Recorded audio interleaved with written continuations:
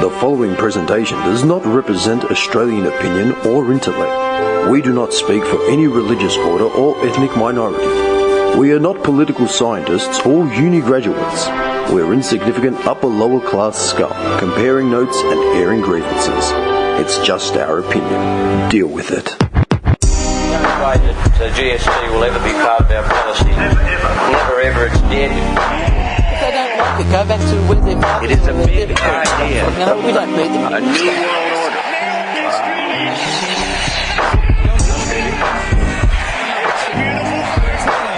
By 1990, no Australian child will be living in poverty. You should show us. It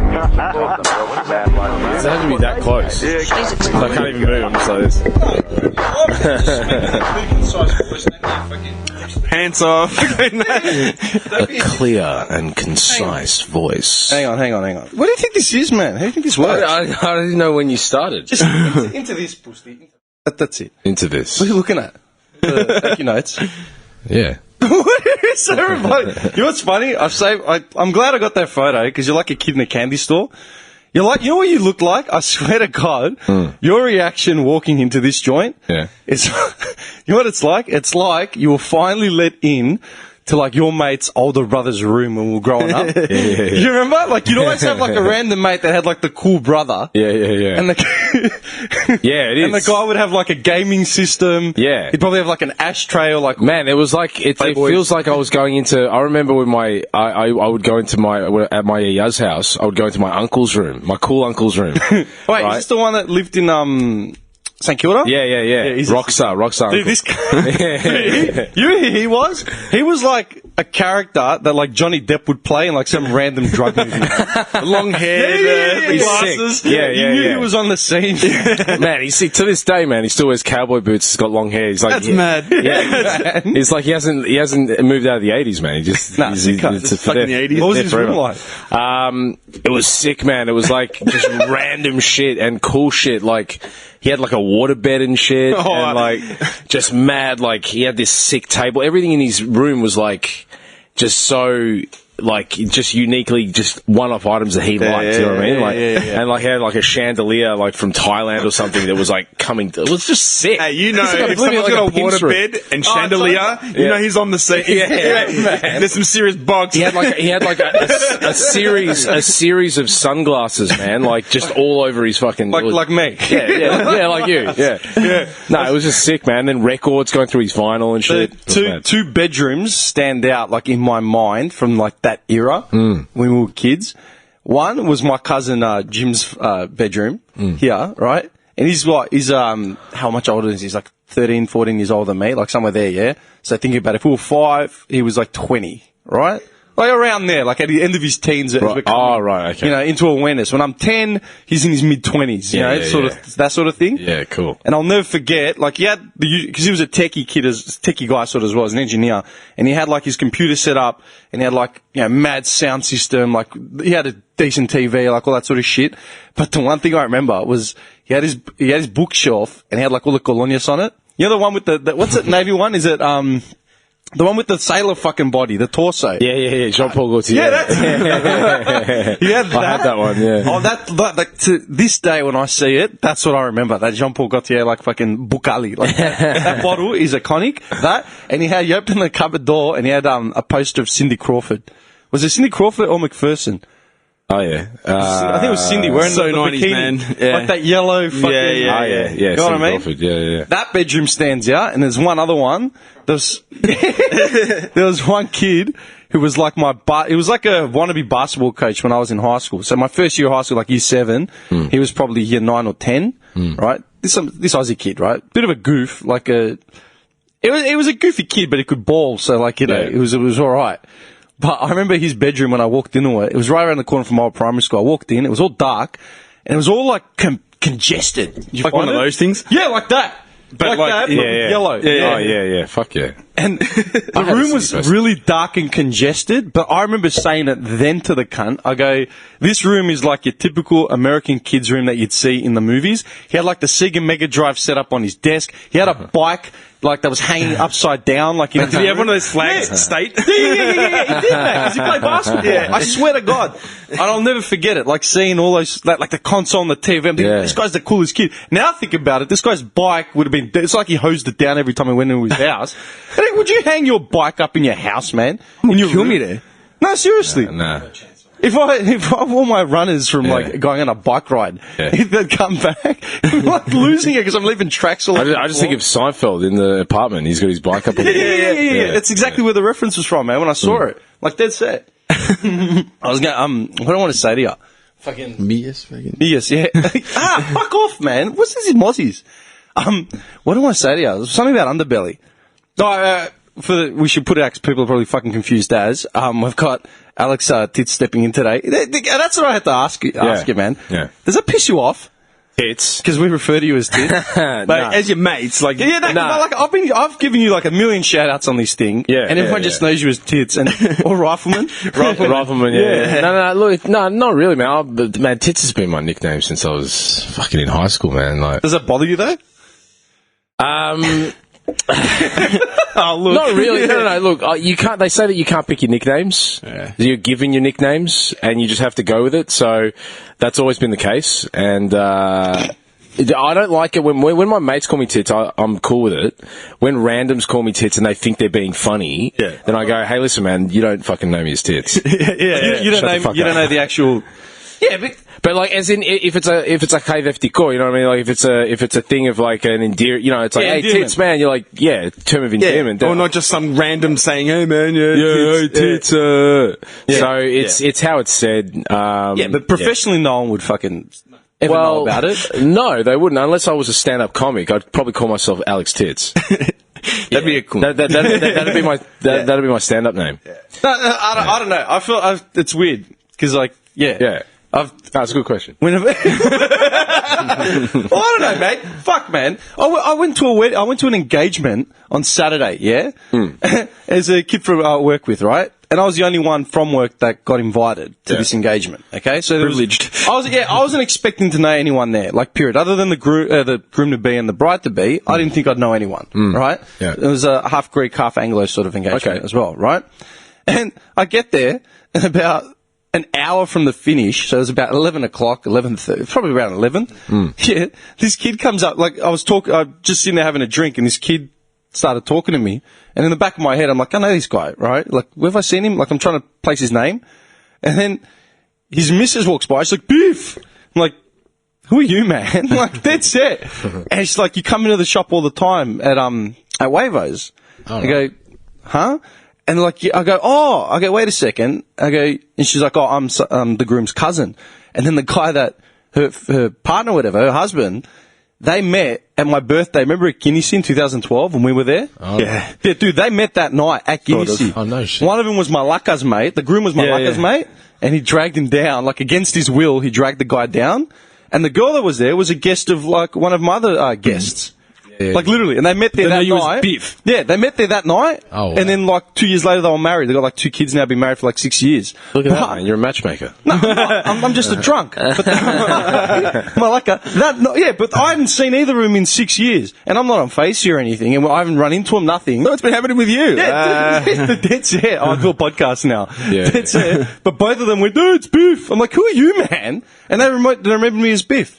Yeah, right. But I've never promoted my name like that. Yeah. Other than, like, social media or whatever. Yeah, so you've got a few, right? Do I? So, I mean, I can ask the same question of you, you know, like, how do you feel about it? How do you feel about having all these names? Well, Biff, I didn't even come up with Biff, right? Iwan started calling me that once. Like, this kid started calling me back in, like, 2007, 2006. Just out of nowhere, he's talking with Biff, and then he added Armstrong. I'm like, who the fuck is this, man? I go, stop calling me that. He just wouldn't relent, man. He just kept going for like 4 weeks. And then on his 21st, I wrote him a card, and I wrote, the day is gone, call me Biff Armstrong. And got a really fucking big laugh out of him. And it just stuck. And then, then once social media hit, because when did Facey really take off? Think about it. 2000 what? 2010. 10, you reckon? Probably earlier than that. It was earlier than that. Yeah. 8, 9. I was going to say, about 8. I remember activating an account when I was in Southeast Asia, and that was 8-9. So, like, December 08 to end of Jan. Yeah. And I was late to the party. I just didn't. I only activated it because it had been around for a while, but I only activated it because I was traveling with a group and it was an easy way to communicate. That was before, like, mobiles were, like, cheap and accessible. Yeah. You know, like, you go over countries and shit, the easiest way was just to send a facey message. Yeah. Yeah, that's right. Yeah. And that was 08. So it'd been around for a while. And I activated, and do you know why? I'd activated it before that, but it was only when I first started using it. Was that? I got a message at the start of 08 from a mate saying, "Are you on Facey?" I'm like, "No, why?"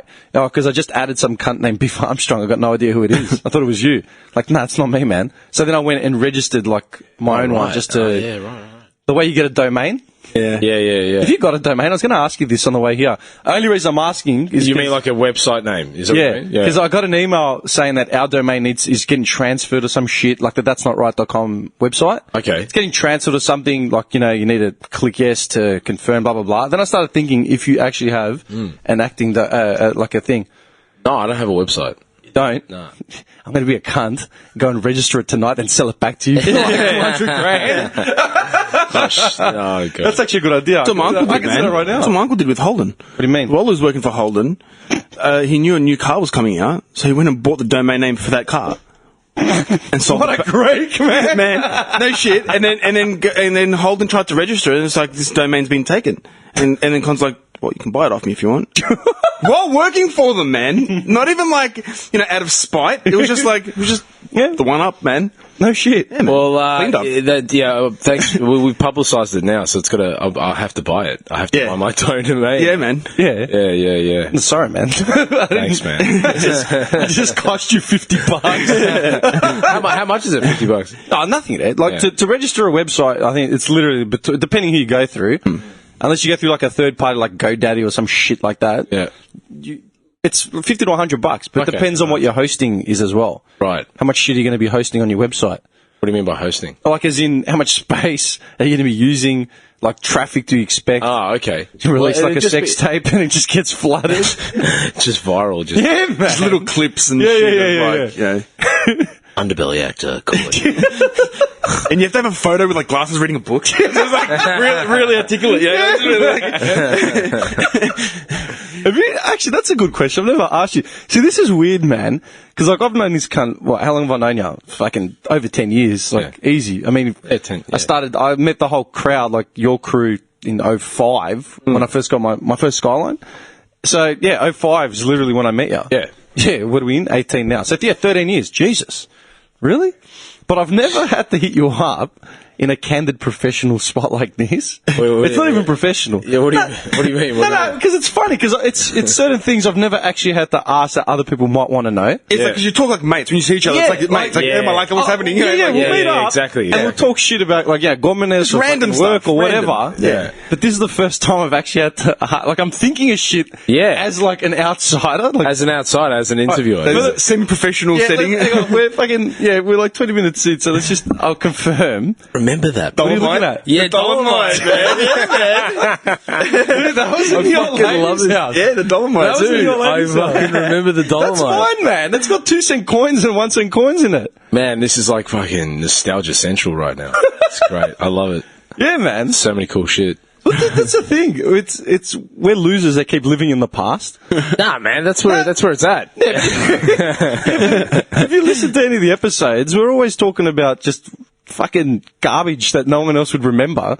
Yeah. But this is our lives, dude. That Dolomite is... Man, I remember the Dolomite, man. That was my first piggy bank, I think. Yeah. Everyone's you first- get yeah, it from kids. in primary school. You In get it primary from- school, yeah, you get one. I've still got the same bank account that I had when they started the Dolomite shit. That's pretty tough. Yeah, not this. It's the same. You know why? Because it's got zeros at the start of it. Yeah. It's like 000. Like everyone in our class had 0069 something something, and it's retained it. I've still used it. Yeah, I remember as well, you couldn't put 50-cent coins in there. It was too small, the slot. You had to jam them in. Yeah, man. Yeah. Did you have the bank book in primary school? I think so, yeah. Did you have it? Yeah, you would have. They made us, man. Put like $2 in, $2 at a time. I'm serious. Yeah. In that plastic That's slip right, and it'd be yeah. fucking bulbous as all fuck. Oh, yeah, I remember that. Fuck. Do you know what you did with that money? Do you know what happened to that money? I'm asking both. I of you. can't remember now. So in other words, you were pumping coin into this all through primary school, but you don't know what happened to that money. Bank fees. The bank just stole it. Just eroded away. I'll take this. Like a scam they've got going on. Yeah, probably. You know what? That'd be a smart scam. No, I'm being honest. Because I know exactly what I'd do with that money. That money eventually became whatever it became. And then I remember I used it as collateral for when I went to SAE around the corner from here. Oh, yeah. Yeah. The bank was just sitting in it became like an amount by the end of primary school. Then the old lady said put in a term deposit, so she did. And just sat there gaining, $2 a year, right? Oh, dude, term deposits, unless you've got $500K, term deposits are useless. You look up 20 years later, $20, man. Literally, malaka. No, I'm serious. They're fucking useless, man. 2 pizzas. If you have $500K and you put it in just a standard interest savings account, you're going to get about $1,000 a month, right? On $1 million, what does that get you? About $2,000 a month, and that's without a term deposit at 10%. This is 2%. Yeah, but Well, it's something when you're a kid. You see it and you're like, fuck yeah. And I used it as collateral to get my loan to go to school, and then I used it to pay off the loan after I was done. Literally, that's what that savings account did. Thank you, Commonwealth. Yeah, pretty much. There you go, man. And they fucked me. Dude, they didn't even give me the loan to actually go to school. I asked them for the personal loan to go to school, and they refused to, even though I had money in that account as a term deposit. They gave you a loan for a house. Dude, no, they didn't. They didn't give me shit. How fucked? Actually, now I'm thinking about it. Yeah, that's fucked. You wanted to further your education. They wouldn't give you money so you can go to school. I opened a bank account with these pussy this when I was about 5 years old. I put in $2 a week for 6 years. And then when I wanted to go to school, they refused to give me a loan based on that. I said, I want to use that money as collateral. No, can't. You've been a loyal customer since you were 5. Yeah, literally. And I was How much had you accumulated? I remember I'm pretty sure I split the money with my sister because we both had both of our names in the same term deposit. I think it might have been 10K all up. It was 10K. I'm pretty sure it was 8 to 10K. Really? Because, okay. Yeah, because my loan was about 12K to go to do my course, and the old lady said just use that 10K. And I said, isn't that part of my sister's as well? She goes, no, fuck her. She goes, it's not like my mum said it. She goes, it's not like she's using it. It's just sitting there. This is what it's for. Yeah. It's not like she has. She even remember that it was there? No. She wouldn't even remember. That. And that's what I used it for. Yoink. No, that's it. And that's what they said. That the bank, Commonwealth Bank, fuck them, they refused to give me the loan to go to school, even though I had nearly 10K in accumulated savings. Not to mention the fact from 5 to 20, I was a loyal customer doing all my transactions through them. So I ripped it out, went to NAB, and they gave me the loan. I'm like, well, give me the term deposit. Oh, why do you want to get rid of the term deposit? Because you fuckheads won't even let me get a line of credit to go to school. That's it. That's banks, man. Anyway, back to, what was I saying? Back to Back to my semi-professional setting. acting questions. What did I want? Okay, again, I have to clarify. Let me ask a really generic. So, what made you get into acting?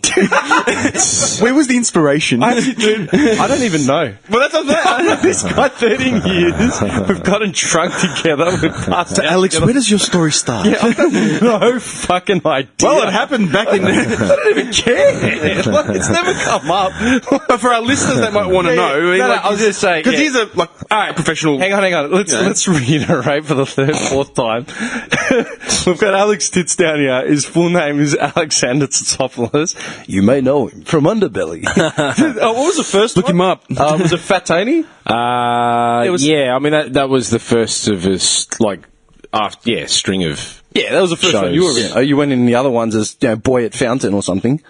No, what are you talking about? Underbellies? Yeah, you went in any. Yeah, no. That was the first Underbelly I did. Yeah. Yeah. So that was Fat Tony and Co. That was essentially it was an they couldn't call it Underbelly, but they because of the what do you call it, the rebates they were getting, they would get rebate to call. They had like a certain number of Underbellies that they could do under the Underbelly banner. Yeah. And then they ran out, and so they wanted to keep. Because they patented the word Underbelly. Yeah. So they wanted to keep making. They wanted to keep making shows about Melbourne Underworld because that's what fucking rates, man, and that's what people want to see. So, and so they called it Fat Tony and Co.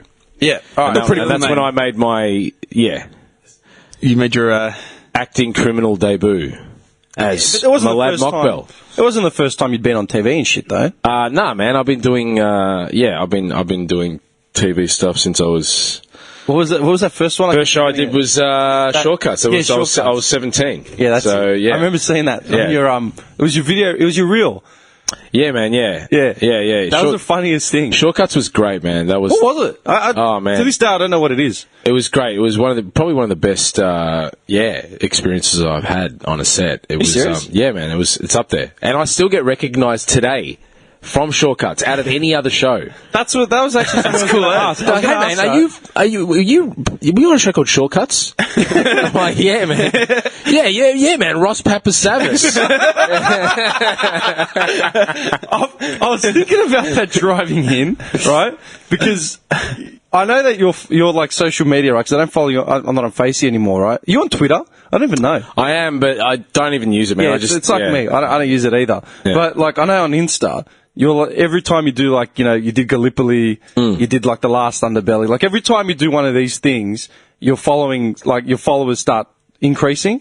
But you're not even that active. Right. You're not active on social media, right? I know, man. They And then say I thought about it because a few heads have said to me, "Oh, I see this mate of yours sometimes. Like if I put a photo of us up or some shit that we've done, Yeah. Usually I'm hammering out for something. Yeah, that's right. I forget that you're like, no, but you know what I mean? Yeah, I know what you mean, man. Yeah. I got a photo of you on my wall. We both smashed Yeah. at Malacca's Bucks. Yeah, I've got a photo of you having coffee in Elwood like 7 years ago. Yeah, that's right. It's not a deal to me. Yeah. But I forget that you're in the public domain to that level. Well, essentially, I mean, I'm not fucking... That was a question I was going to ask. Do you get spotted out? Because the only reason I'm asking is because we've gone out. We go out once every... Yeah. What was this guy looking at? What? Is that the promo for it? Shortcuts. Yeah, that's it. Is that the one? Yeah, that's it, man. So they call me the stats, so I just look for shit. Got it up. Yeah, man, yeah. You serious? Done. Yeah, man, Shortcuts. What I a just fucking remember- That's great cool show. as, man. I remember Shortcuts just because of your fucking your reel, your showcase reel. Like ages ago when I Not had... even you had done Underbelly. Oh. You'd done a new reel, and you had the first Underbelly. Oh, on and it. I had a clip from Shortcuts. You had a clip from Shortcuts. Where I I'm- mean, what the fuck? You were like Yeah, I'm like... 4 years old. Yeah, I'm like really young. Yeah, you looked young as fuck. Yeah. Found one more. There you go. What are you actually looking up? Yeah. You're actually looking up photos of him from. Man, No, the actual TV show. Oh. Yeah, it was a good show, man. They never, you know what the fucked don't up even know thing. what it I is. will say it right now. I don't like it. It's fucked up. It's a good show. It won an AFI award at the time for best writing. It was one of those shows that had like a broad audience. You know what I mean? Like it was pitched to young adult, like kids, Oh, like Neighbours. teenagers and stuff. Anyway, so You know what? Contractually, I cannot speak about that. You know what I mean? anyway, so it's but okay. like anyone could watch it because it was so well written. It had so many great jokes in it, adult references, that kind of thing. What was it about? Honestly, I've got no It's about idea. a group of media studies students, right, in like year 9 or 10 or something, and they would just like there was a big band of like it was a band of 8, and they would just make make movies and stuff. They would make their own media studies movies and shit, and they would go on adventures, and you went into their lives and shit. It was great. Yeah. It was I'm just gonna cut you off for a second. This is how I know we're not meant for broadcasting. This guy just did Underbelly fucking Chopper, released on like 2 weeks ago, acclaimed shit. We're asking him about some show from the mid 90s. You know what I mean? Dumb cunts, man. Instead of being like now, Let's capitalize so I can have the hashtag. So how did you find the acting in the upcoming series? we can talk about Chopper too, man. No, I'm just saying, like, because That's how professional we are, man. I'm not taking it as anything, because this dumb Yeah, but for me, it's I was at interesting. my house 2 weeks ago. Like, it's just... Sorry, alright. Yeah. Okay, so it was a show about kids doing media, basically. Yeah, and they would make movies and stuff, and it was good, man. It was funny. They did there was a lot of humor, a lot of good jokes, and written by Marie Cardy, she's a pretty big writer. People know her in Melbourne. Yeah. How long did the show go for? We shot it for 6 months. It was 26 episodes all up. Were you on every episode?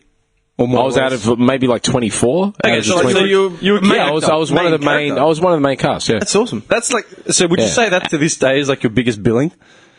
In terms of I'm just saying. Longevity, in terms of the size of the role, man. Yeah. On television for sure. Because you did Gallipoli, I did Gallipoli. Yeah. and that was a semi decent role. Like there's That was a Yeah, it was a couple of episodes. I think.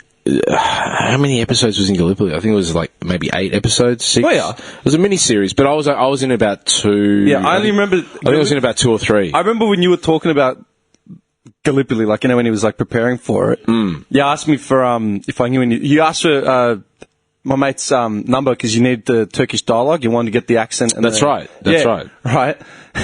And It's man. I just remember, this is the fuck thing, man, because like I followed this guy's career, like clearly, like obviously, like you know, I mean, you're a mate. I know what you've done, but Gallipoli was the one that I was actually like interested in seeing, but because I don't watch TV like hardly ever, it flew under the radar. It did. I remember I sat on my couch one night. I was fucked. I sat on my couch, turned the TV on, just like turned it on, and also it was your face. With like, what the hell? With the mo, I'm like, yeah. Yeah. That was great, man. That was Gallipoli? that was one of the best, I would say, on-set experiences I had as well. Really? Just, because the production value on that show was just so good.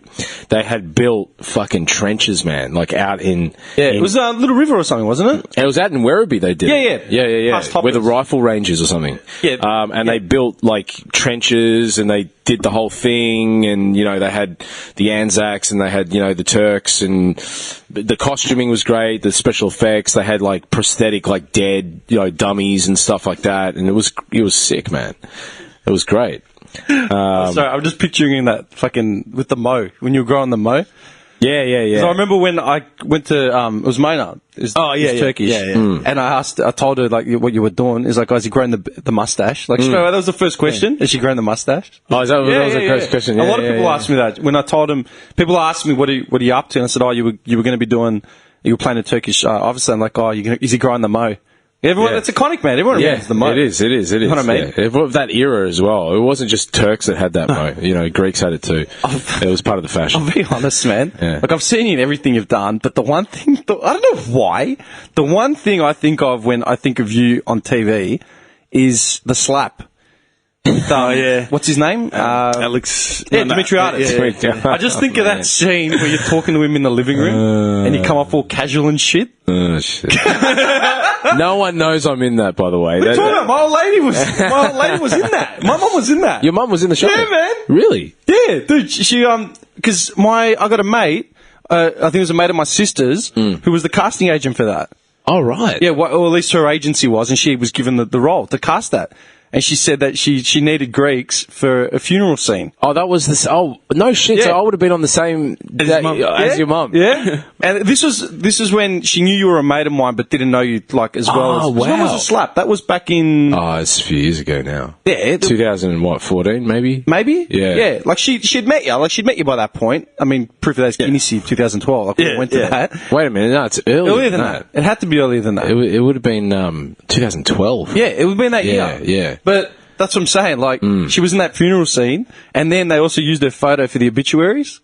Yeah, right. Yeah, because I got a message from Nick in New York. My cousin texted me. He's like, "Hey, man, this your old lady?" I'm like, yeah. And I was watching it, and I go, "Hey, that's Thea." Yeah, no He took a photo of the TV and sent it to me. That's hilarious. Yeah, man. So technically, my mum has been... We've been on set together.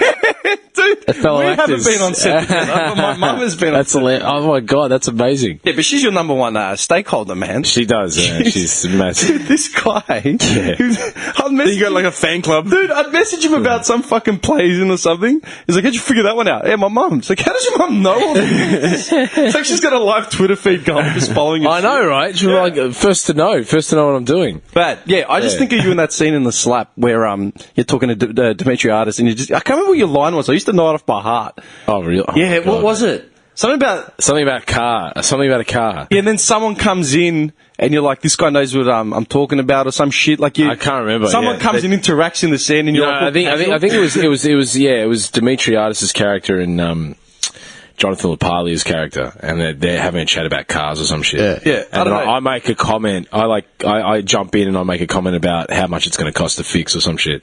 But you know what the fuck thing was with that. I want to tell you inside goss now. No, The story. no. It was fine. It was just that they had shot, and for whatever, obviously these things happen, but they shot they shot an establishing shot with with everyone in it, and they went in for a close up. Well, they went in not for a close up, for a mid shot. Yeah. And I was cut out of the mid shot, essentially. So they had Demetriadis, they had Lapalia, they had this other chick Mel, who is a friend of mine, and she was there, and then me. And it's just them three, and I'm not even in the frame. So we don't need him. Fuck yeah! I'm like, what a chip, man! What is this? But anyway, I can imagine Demetriadis. Yeah, we don't need him. Cut this cunt out. Nah, he's nothing. Just get him out of here. Nah, but that was. Look, that was good for Demetriadis, man. That role, he made that role. Did they remake the slap in the States?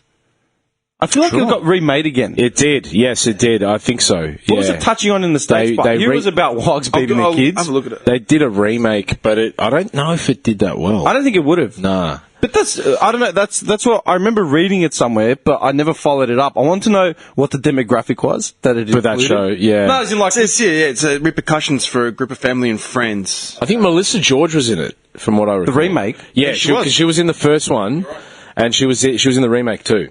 Why would you be in the remake? As in, like, why would you do the first one and then be in the remake as well? Like, totally different. Like, Maybe, I don't know. Maybe it was part of was she their. playing the same character? I don't know. Dude, they pretty much based it around a Greek family. Did they? Again, because Brian Cox plays Manolis. Ah. Oh, right. So it's the same characters.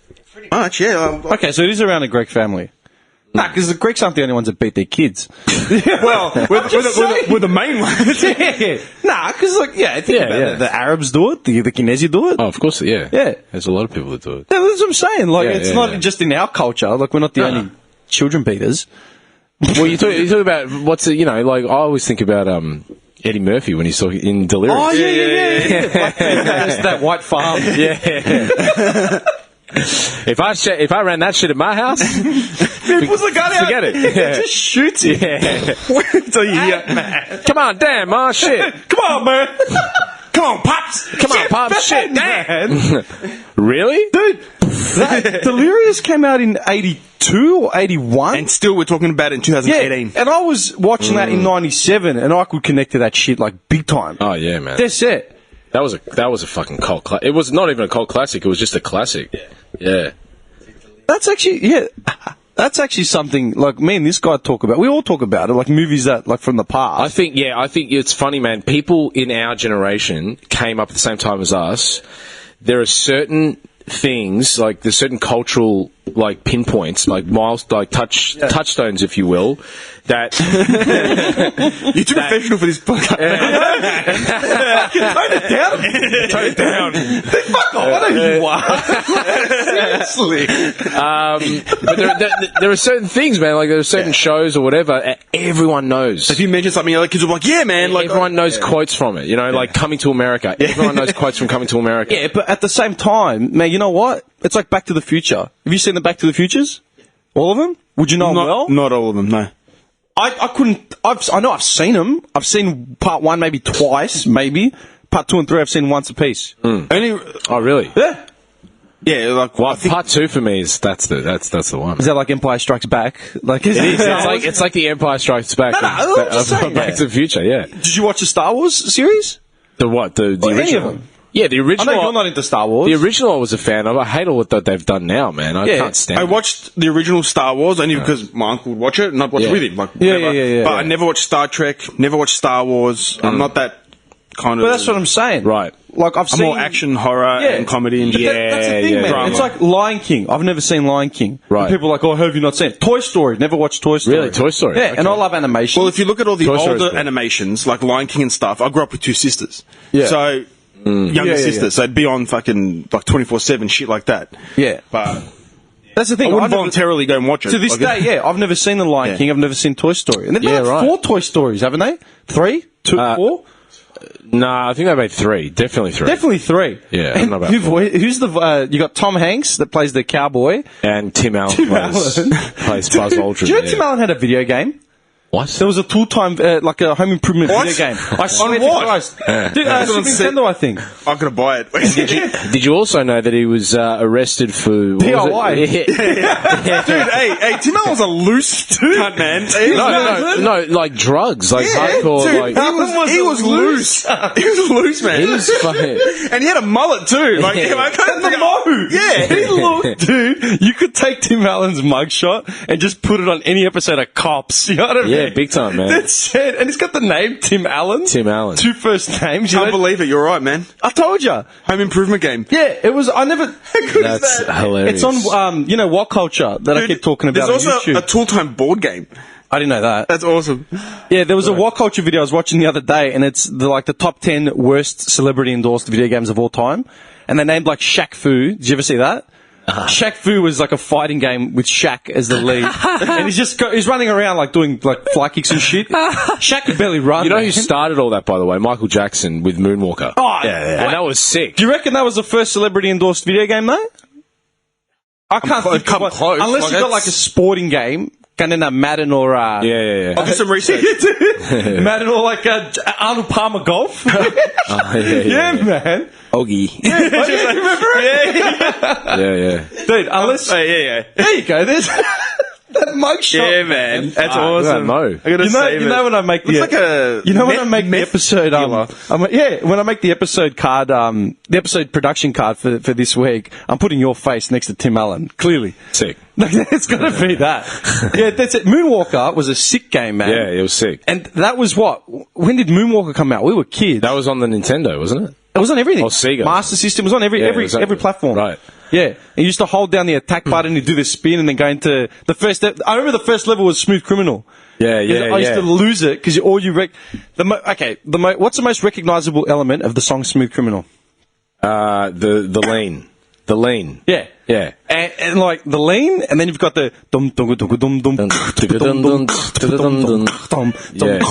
dum. Yeah. So because of the shitty 8-bit video game systems, all you had was that bass line. Yeah. So you'd be playing and you'd hear like that sprinkly fairy dust sound every time he'd kick his foot, like Yeah. and then he'd save the kids and you'd hear Michael. And then all you heard was dum dum dum dum dum dum. It was sick. Going to the spin and then breaks into the Yeah. I can tell you we from go. the research that I have just divulged in, a celebrity endorsed video game. Yeah. The earliest I could find was Bruce Lee, 1984. Bruce Lee Lives.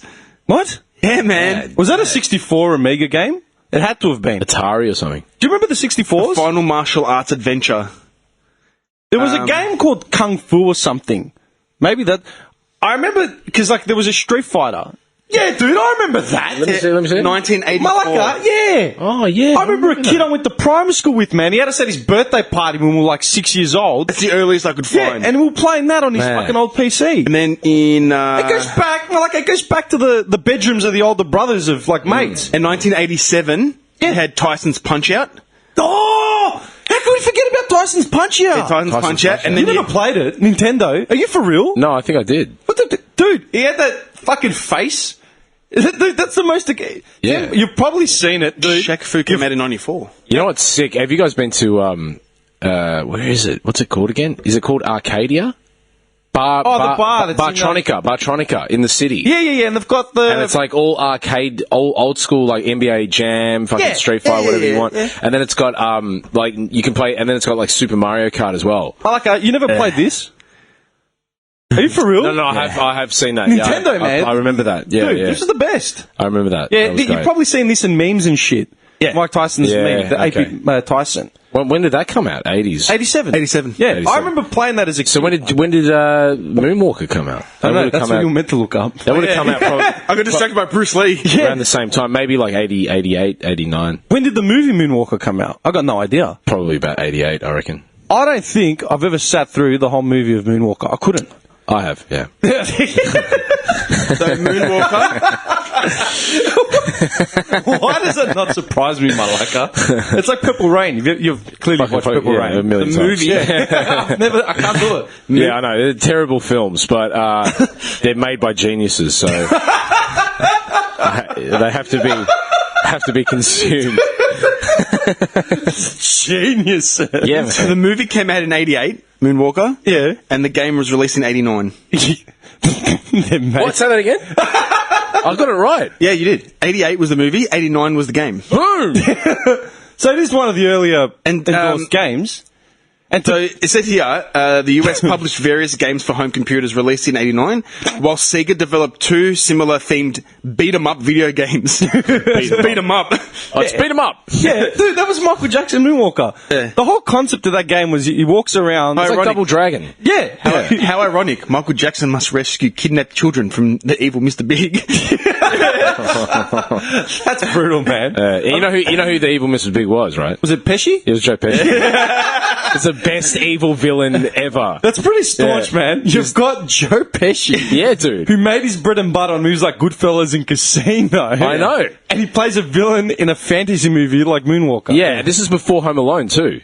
This is when yeah. he wanted. Yeah. Oh, and yeah. Home Alone was 89-90.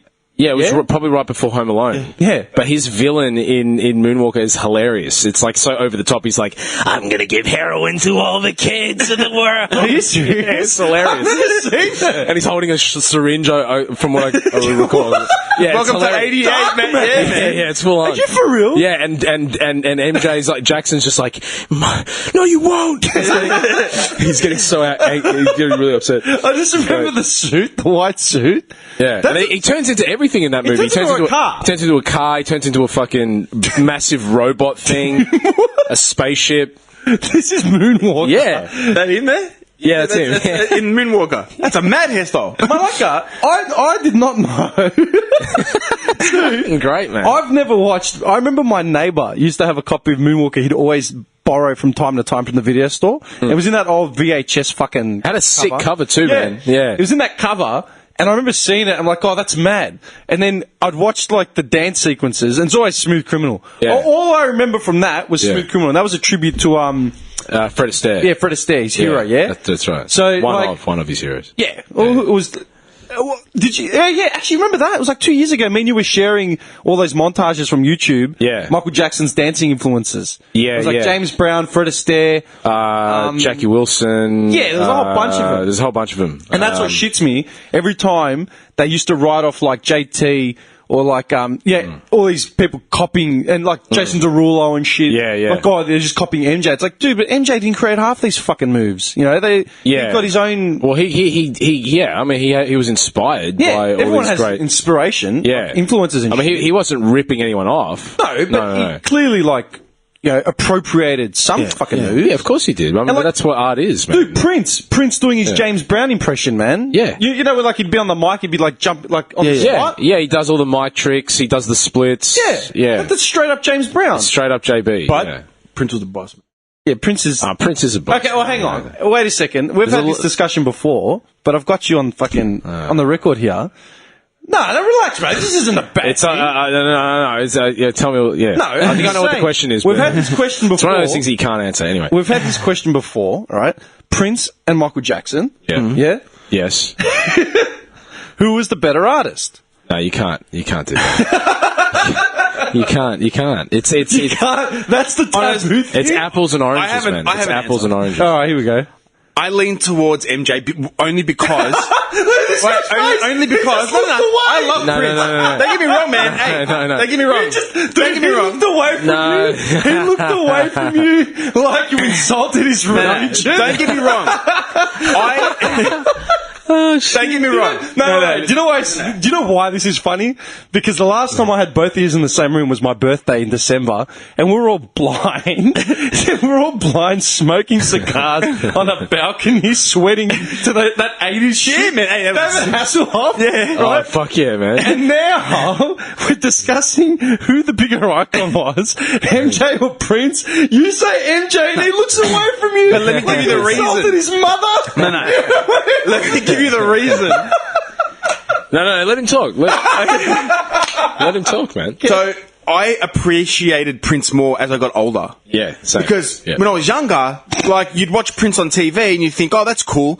MJ appealed more to. Yes. Do you know what I mean? So when I got a bit older, like in my early teens, and then I saw Prince, like, you know, Little Red Corvette, all this kind of shit. I was like, man, this guy's pretty pimping, man. Yeah. You know what I mean? I think I appreciated Prince more as I got older. Yes. I got more into it. No, I agree. Yeah. I'm the same. Yeah, I'm the same. As a kid, man, MJ was everything. I mean, it's saturated. Like the TV, you couldn't go anywhere without MJ. The commercials, they say MJ was everywhere. Prince was more like, Absolutely. he was older. He was an older demographic. But he was smashing box, man. He didn't care about nothing. Prince was bad, man. He was a badass motherfucker. Man. Yeah. Prince knew, man. Prince knew, yeah. Prince would wake up and have like 10 birds and just be like, Yeah. not you today. Yeah, absolutely. That's what I loved about him, though. I'll agree with what I'm you're trying saying. to find a thread, man, where I had this exact conversation on Vahe? Yeah. On his page, man. And On Facey? On Facey, yeah. And there were all these dudes chiming in, and there was some really good comments about this, because they always pit it up against each other, man. Michael Jackson and Prince, who's the better artist, this and that. And the thing is, man, it's so... Even in my head, I've tried to go, who's the best? Okay. But you can't really, because first of all, it's art, it's subjective, right? And then, it's how do you evaluate it? You know what I mean? Like, how do you break it down? In what way do you say, oh, he's better because of this? You know what I mean? So there's two totally different dudes, like completely different. Yeah. Okay. Completely different. There are similarities, which is why they get compared. I'll build. You know what I mean? I'll build on what we both said, right? And this will be my point of not argument, but this will be my opinion piece. Let's just say that, right? Agreed. As a kid, Michael Jackson stood out, right? And my parents, they weren't Prince fans; they were Michael Jackson fans, right? Yeah. So in my house, I grew up listening to Smooth Criminal, Bad, the Thriller album. Yeah, because Prince was on film clips licking chicks up and down. Like Prince was on the ground doing that grind. Yeah, man. Yeah, it's not going to appeal to the mass market. What clip was that? Where he's on the ground just doing that push-up? Did you imagine your dad watching that? Fuck yes. Which clip? Every fucking clip. Rubbing feathers and shit. Like this Prince on the ground. Prince And all was you see is like purple and red lights. Yeah. Christ. There's some bad bitches just around him, fucking, yeah. Like an 80s video vixen, Which clip? Every clip. Yeah, fucking oath, man. Yeah. Prince was much more sexual. Much more sexual. And the thing is with Prince is that when you can't, off the bat, like if you're the casual music... So I can't get past the look he gave him when he said man The disgust in his face. No, it's not of Years of friendship, though. No. It's not of disgust at all, man. Man, MJ for me is like I love him. Man. Yeah. Like he's never gonna Calm down, hone it in. lose. Man, when he passed away was massive for me. It was upsetting, I man. was with you. We went to that MJ tribute night. Yeah, it was fucking massive. But like my whole reasoning was I appreciated Prince more as I got older because I didn't really, as a kid, you look at Prince you don't get with it. all these bitches and you're thinking, oh, okay, like MJ was in there, hat dancing and shit, and you think, wow, That's right. You know? That's Like- right. He was more of MJ was more of the entertainer. He was more of the showman. Yeah. I would say, Prince even though was the Prince is a ladies' showman, man. but he was. Prince was a showman, man. He was a showman too, but not in the same way that Michael Jackson was on another level. I think Prince is the musician. Prince is the virtuoso. You know, All you he's need he's to do, yeah. all you Play need to do, instruments. honestly, Yeah. to make this argument, to make this like this whole topic like really clear cut, is all you need to do is look at two things, right? The music behind it and the appeal and the message, right? And the marketing and shit, right? Look at it this way. We've discussed this before, and I've talked about it with you as well, man, off the record sort of thing.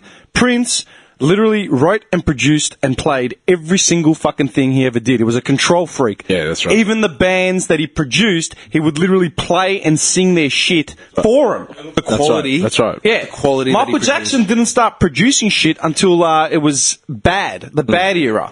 He did No, he did some production on Thriller. no, as in like being given the reins entirely. Like here's a song you wrote, here's a song you can produce as well. But that's the difference. Yeah. Like, Prince was a control freak that did it himself. Michael had Joe Jackson.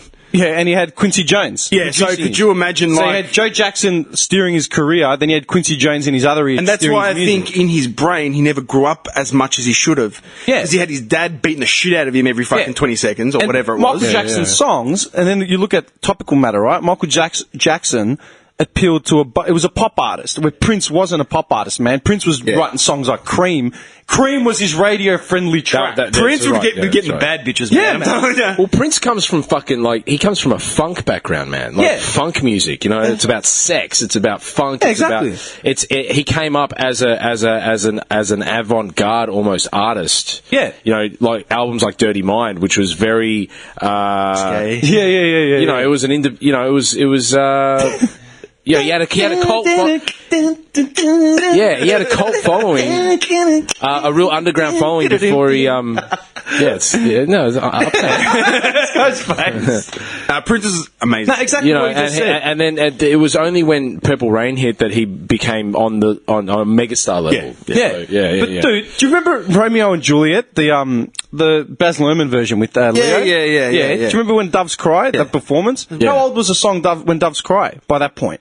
Well, it came out 84? Was it 84? I got no idea. Like, I think it came out in 84. yeah, and when They Romeo and Juliet regenerated came out, we were in high school. 97. Yeah, we were probably just that's starting right. high school. We were Yeah. just coming of age when it came out. That's Everyone used right. to lose their shit over it. Yeah. Dude, that song was fucking 15 years old when that movie man, came out. That's the thing, yeah. And people just recognise it. Oh, isn't it the song from things? They don't know, man. They didn't. That's the thing. Like they don't.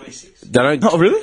When you delve into an artist like Prince, the well is so fucking deep, man. Like there's so much music. He's so prolific. It's crazy. How Crazy. do you feel about the whole thing about his music now? How they're going into the vault to release all the shit and la la la. It should be released, but the thing is, there's no control over his legacy and who's controlling stuff, who's releasing stuff. It's a shambles because they couldn't find a will.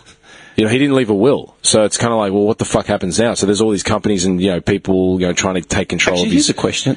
Yeah. I brought it up on the last podcast we did. JT's performance at where was it? The I didn't Grammy see- Bowl. yeah, I heard about Was it. Super I didn't Bowl? see it. No, it was the Grammys. The Super Bowl was like, oh no, maybe it was. It was Super Bowl No, with it was that dumbass kid.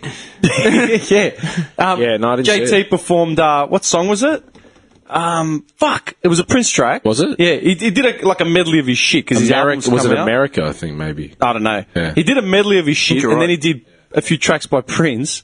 And you know, JT and Prince had a feud, yeah? Yeah, there was a. There was a feud there. So they had him perform a fucking tribute, and at the same time they had the In Prince's hometown. yeah, and then they had that fucking that projection of Prince, the hologram thing. Yeah, and Prince had specifically said he never wanted to be reproduced in a hologram because he saw it as diabolical. Well, didn't write a will. Yeah, exactly. So that's exactly what we're talking and about. JT here. had that listening party of his album at Paisley Park, like he hired it out as a function. Yeah, that's serving booze when Yeah, Prince was a man. strict Jehovah's Witness. and that's disrespect. I Yeah, reckon. do you reckon that's how does that sit? Does that? Do you That like does not- JT? I don't even know. I do like that. I do like JT, but that's disrespectful. Does that change your opinion of him as an artist? or- Yeah, a little bit. No, maybe not as an artist, but definitely as a I person. also think there were other people in this decision. Oh, it wouldn't sure. have been just it him. wouldn't have just been him. Yeah, That's yeah. right. So, Yeah. I mean, the topic is X. You want to get paid?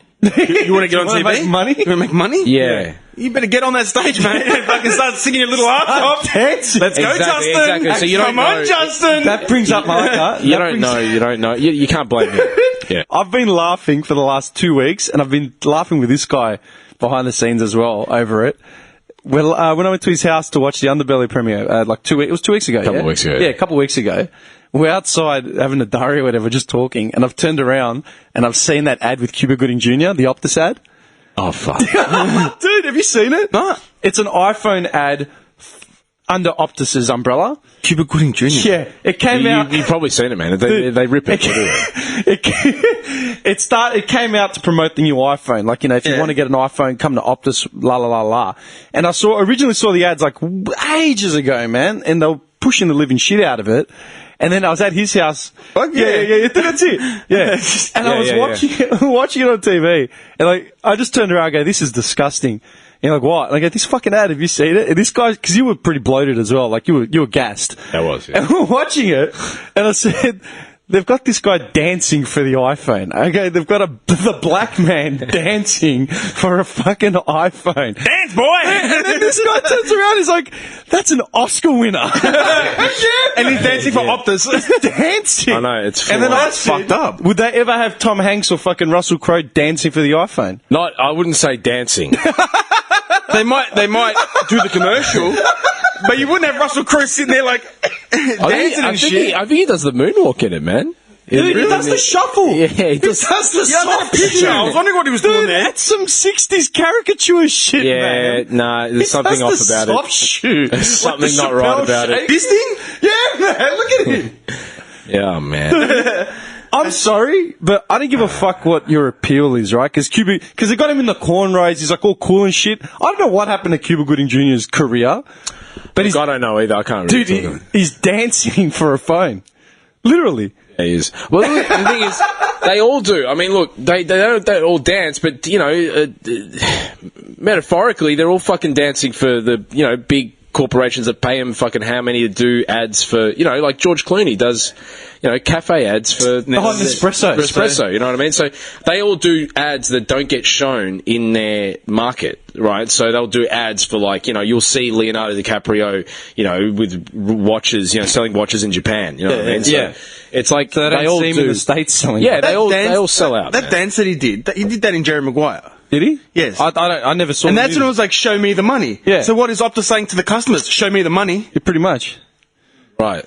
But yeah, when you put it when you framed it like that, the black man dancing for a phone, an Oscar winner, I was like, Jesus Christ. Yeah, it's pretty poor. man. It's pretty fucked up. Yeah. And I said you wouldn't have, and don't tell me it's because Russell Crowe and Tom Hanks would never be able to sell a phone like that. It's not the point. Alec Baldwin does his fucking deadpan shtick for the other phone. Oh, company yeah, he does. yeah. Who is it, AT&T or something?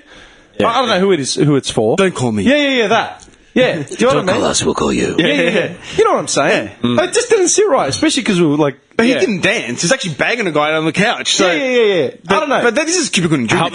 Talk about endorsements and shit like that the celebrities do. The best one that I've seen is fucking Ricky Gervais, man. Remember those ones? Just recently, the Ricky Gervais Optus ones. I'll bring it up. I think it's Optus. It is Optus. It is. Yeah, and he's like, they paid me a shitload of cash to do this ad, and I said, no, I wouldn't do it. Or they said, oh, they want me to do this. I'm like, no. He's just sitting there on a couch, just talking. Legit, he's just bagging out Optus, and it's an ad. It's great. But that's Gervais' whole shtick, though, as well. Yeah, but it's so good. It works. But you wouldn't expect him to do anything differently. That's the thing. Can you get it? Can you get it? Yeah, I'll try and get it up. Yeah. If it was Cuba Gooding Jr., I would think teared up. Okay, remember this conversation when you start getting hit up for endorsements? Because you've done ads. Fuck off. Of course I've done ads. And I will continue to do ads. Yeah. If they pay. I need to buy food. Mate, we all need to eat. Dude. Jesus. No. Because I've got mates that used to recognise you off ads. Yeah. This is the best, man. Have you seen I got to watch it. You got to watch it. I used to, because I had mates that used to pull me up and say, hey, isn't you made tits on that ad for fucking the yogurt, the Play yogurt where you're talking to that French bird? Yeah, the Play yogurt, man. I get recognised for that ad. That made an impact. Does that piss you off? That people recognise you for the commercials. What was the other one? Was it really. Alfa Romeo? Yeah, Alfa Were you Romeo. running through the orange groves? Yeah. And you had the other one when you're is it the courier? When you're a bike? Yeah, I select. I select. Oh, yeah, because I was at work and I saw it. I was like, it was 4 in the morning. No, actually, when I first saw that ad, Dim told me, he's like, I said a new ad and stuff. I'm like, yeah, cool, whatever. And then, what was I watching? I was watching something, Sports Tonight. And the ad came on, and I'm just looking at it, I'm like, we don't know that guy. He's got the helmet. Yeah. And then I'm like, it's tits. Okay. Yeah. But think about it, right? There's a big difference between Cuba Gooding Jr. dancing for a phone. Yeah. And those ads all the ads that you've done weren't in the last 12 months. The I Select one might have been. Yeah, the I Select one was... Probably about a year ago. In July I did that. Yeah? Last year, July last year. All right. But, do you think... Say, let's... God willing, your profile increases, right? And your roles become bigger. Yes. You obviously will get paid better. Yeah. Will you ever stop doing these ads? It's just a question. I'm not fucking trying to give you a moral dilemma here. Like if you were a high I'm not going to profile judge paid you and say get the fuck out of my house. No, if you were like Hollywood, let's say you're Hollywood, right? Would you do ads like that, like Optus dancing around? It depends on the specifics. You mean how much cash? Well, that's a big part of it. Alex, would you dance for a phone? How much cash are we talking? How many phones? Everyone has a price tag. Everyone has a prize, mate. They all do, man. They all do. Specifics. Well, You gonna buy me a house in Hollywood Hills? Let's put up a let's put up a hypothetical here. You know, like someone Nescafe approaching George Clooney. You know, he's like the head. You know, he's the biggest movie star on the planet. He's very suave. Very suave. He's very charismatic. Very suave. Very charismatic. They go, okay, George Clooney would be the best face for our brand. Oh, that middle of the age gentleman. Yeah, they go, we're going to pay you millions and millions of dollars to promote Nescafe. Are you willing to do it? His agent or whoever his manager is or whatever, they say, yeah, look, it sounds interesting. Please tell us more. Okay, it will not be shown in America. It will be shown here, here, and here. Are you cool with that? You will only be yourself. You'll just be your cool, dapper kind of dude selling this. Are you willing to do it? We're going to give you this much fucking money. What's home? But this is the thing. Do you know, when I think of celebrities selling out, right?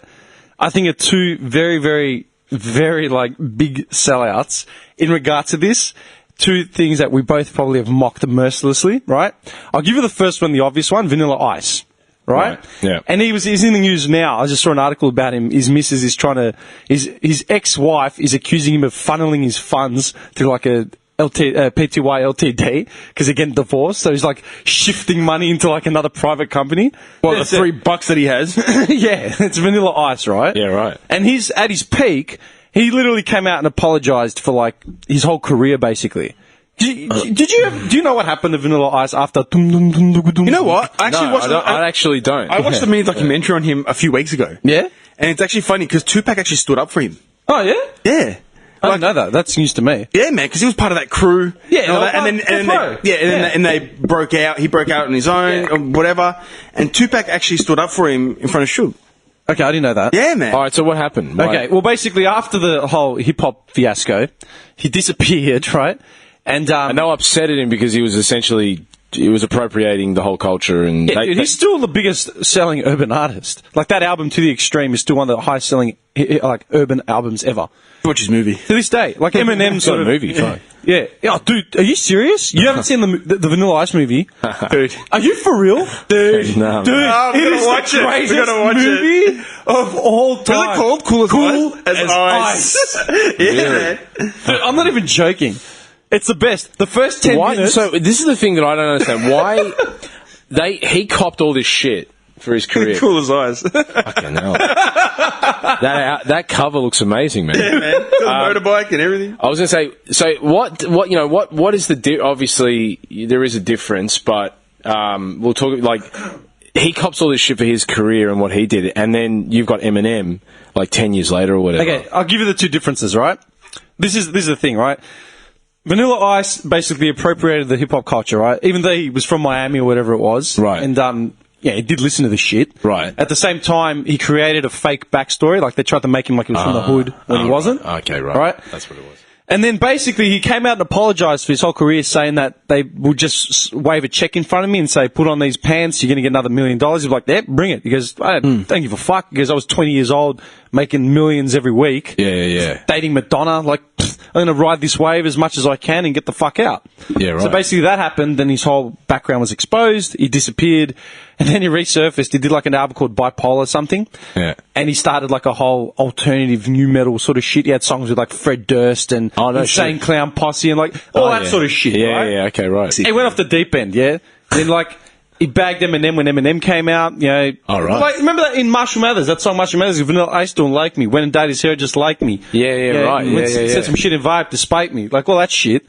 It's because, it was obviously jealous, you know, he's another white rapper coming out that's actually doing it right. Eminem, he was actually from 8 Mile, he was from Detroit, he grew up broke, he didn't have to fictionalise his background because it was all his mates were black, he grew up around hip-hop. He came up battle rapping in Detroit, in a hip-hop shop. So it was totally different, it was chalk and cheese. And then, Vanilla Ice basically, apologised for that whole era.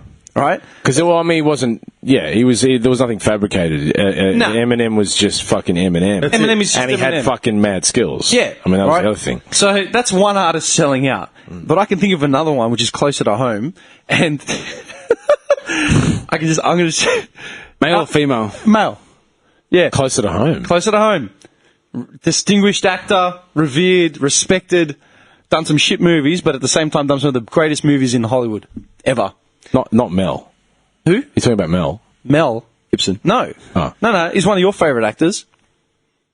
And you know what the funny part is you don't even know what I'm You look talking shocked. about. Yeah, you don't even know what I'm talking about. No, but I you and don't. I were bagging the living fuck out of this thing.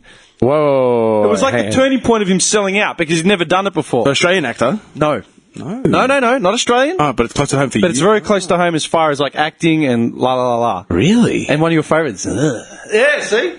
Fuck. Yeah, that's why. Inside scoop. Not Nicolas Cage. Nope. Nicolas Cage is a gun, man. Yeah. No. No, because he's only ever sold out once. That was Other it than for you. doing shitty movies, So he started off awesome. Is that what you're saying? he's been stand-up, actor, la la la. Done some shit movies for cash. Okay. But that's only as of late. Can I have one guess? Yeah, I know what this is. Guy? no, No. He sold that hard. that man was just the king of direct-to-DVD. I know where you're going with Where this. am I going?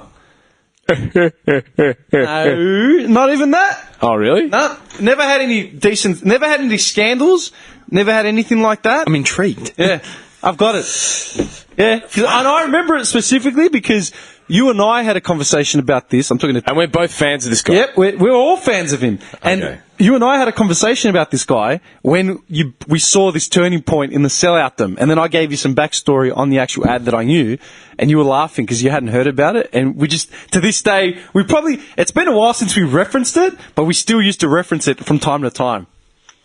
Come on, man. Are you serious? Give me a clue. What? No, there's no clue. I've given you enough. Initials. He's a Hollywood legend. He's a Hollywood legend.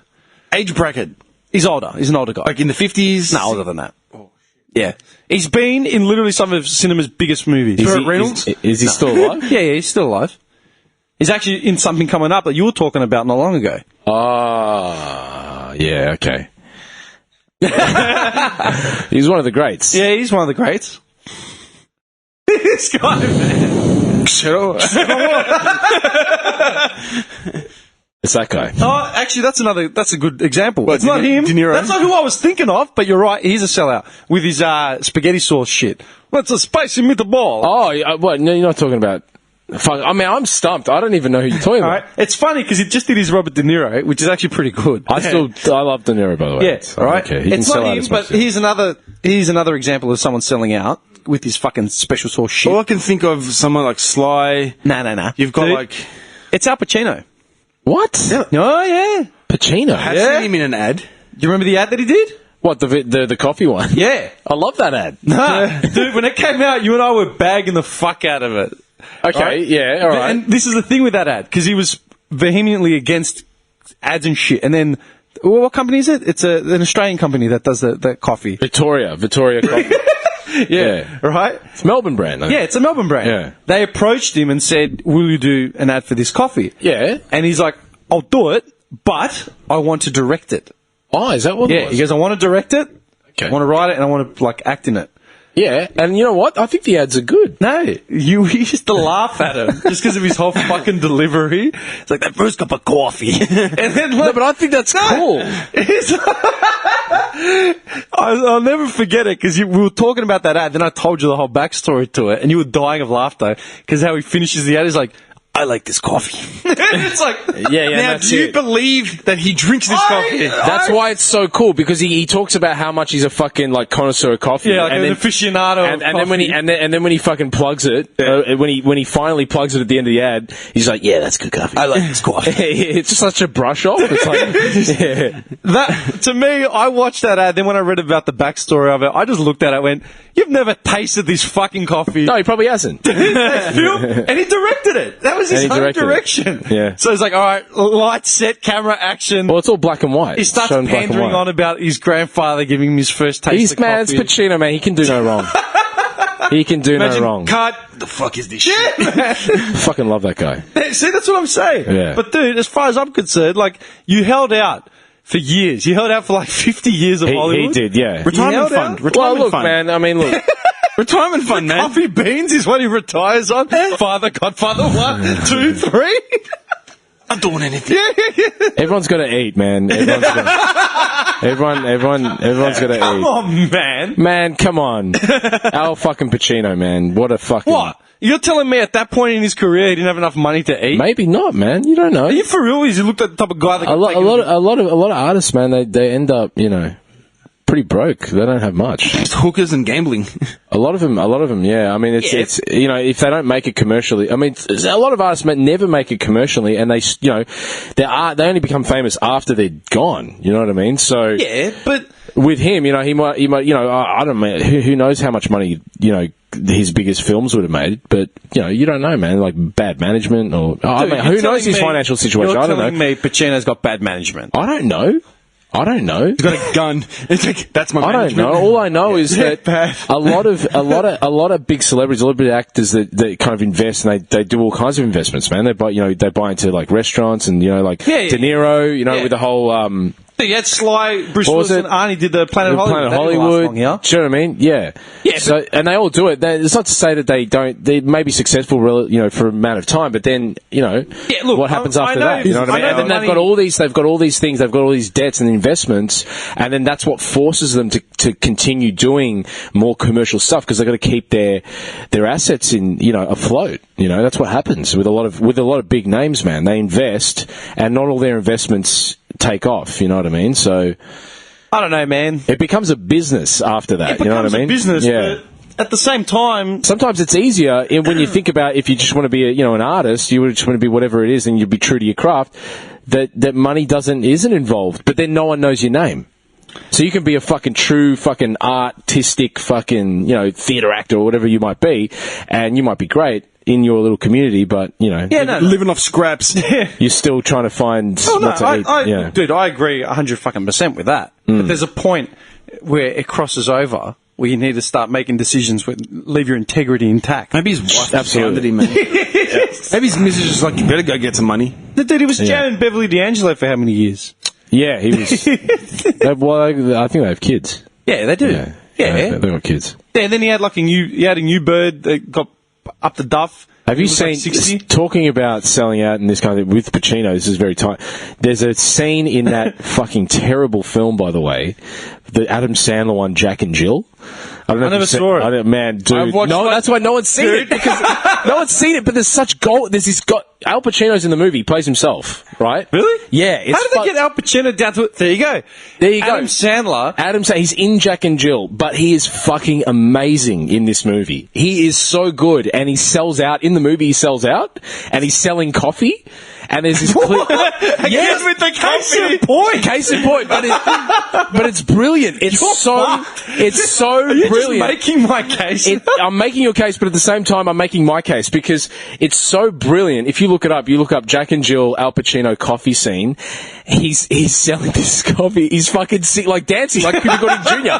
going macchiato, cappuccino. Oh, the Dunkin' Donuts commercial. The Dunkin' Donuts. It's for Dunkin' Donuts. It's fucking great.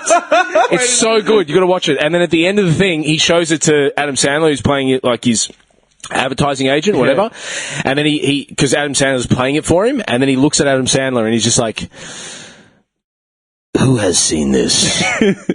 I want you to destroy it. Nobody must see this ever." It's so good, man. It's hilarious. It's not Al anymore. It's Dunk. Chino? Don't mind if I do. Name Dunkachino. It's a whole new game. Dunkachino. What the fuck? Creamy goodness. I'm your friend. Say hello to my chocolate blend. Ooh, lucky. Dude, this is so sad. This whole trial is great. out of sight. They put me back in with hazelnut too. Caramel swirl. I know it was you. So good. Can't get enough of my Dunkachino. Kids from 7 to 17 lining up for my Dunkachino. What's my name? Dunkachino. Dunkachino. This is so sad. Watch. Boom, there you have it. It's actually 32 seconds, so I gotta lose 2 seconds. Maybe you can tell me what part you would lose, but I think it's the best. There. They don't show it. And he's like, You burn this. No one must see I'll this. find an extended version of find the that. extended one. It's so good, man. But that's case in point, man. But no, that's what I'm saying. He's taking the piss out of himself, man. You know what I mean? That's cool, you know? Yeah, but even he knows he's sold out. Like, Yeah, but I mean, who can you doesn't, man? Can you name a movie that Who doesn't Pacino sell has out? been in? Can you name a movie that Pacino has been in? Who doesn't sell out? Prince. Prince sold out, man. To what? Prince sold out. To what? How? To what? Are you talking about, like, commercial companies and stuff? How did he sell out? Dude, I never saw Prince selling Dunkin' Donuts, man. Even his music. No, he did. Hang on, wait. No, he had Pepsi. Only reason his music changed direction is because he became a Jehovah's Witness. And he had to tone down the sexual deviation. Sure, but he did. There was a time when he was with Pepsi or Coke or something like that. It was either Coke or Pepsi. It would have had to have been Coke, because Michael Jackson was the face of Pepsi. Michael Jackson was the face of Pepsi, but he did something with. That when his hair, like. Yeah. He did something during Diamonds and Pearls. During that era, Prince was being endorsed. You know what's funny? Now you bring up the Pepsi ad out. Michael Jackson's hair caught on fire. That wasn't. Was that the Pepsi? Yeah, it was a Pepsi was ad. a Pepsi He was ad, on set, and some pyrotechnic shit went off and set his hair on fire. And that's what he blames for his whole vitiligo skin fucking bleaching thing. Well, no, I don't know if he blames that. He said he suffered burns, and that was the first step of like his plastic cosmetic surgery. Actually, Okay, I was well, maybe listening that's to true. Royster 5'9" and Eminem the other day. Yeah. That song, Bad Meets Evil. Yeah. He's got that line. Does he? Yeah, he's got that. What line? I'm Michael Jackson's activator, which means I'm fire off the top. It's sick, man. I know you come That's cool. top, dude. Eminem copped a lot of flack for the film clip to Just Lose It, where he dresses up as Michael Jackson and makes fun of him with his hair on fire and he's fucking running. And Michael Jackson was alive when this came out. Michael Jackson was upset with that too. Yeah, and he cracked the shit. Yeah. Like, I want everyone to boycott it. It's disrespectful, la la la la. And then you had two camps to it, which was fucking hilarious. You had one camp jumping on it and saying, yeah, MJ's a god. How can you disrespect him, la la la. Then you had all these comedians, black African-American comedians, it's like, what are you talking about? We've been making fun of Jackson since like the late 70s. Are you serious? And now because a white man did it, you're going to crack the shit? Dude, people have been dressing up as Michael Jackson since the beginning of time. Literally. So, like, is that right? Could Eminem get away with doing it, considering his form of hip-hop was doing exactly what hip-hop was meant to do? Satire and and, like, social commentary. All right, let's talk about musical sellouts. Yeah. Kiss.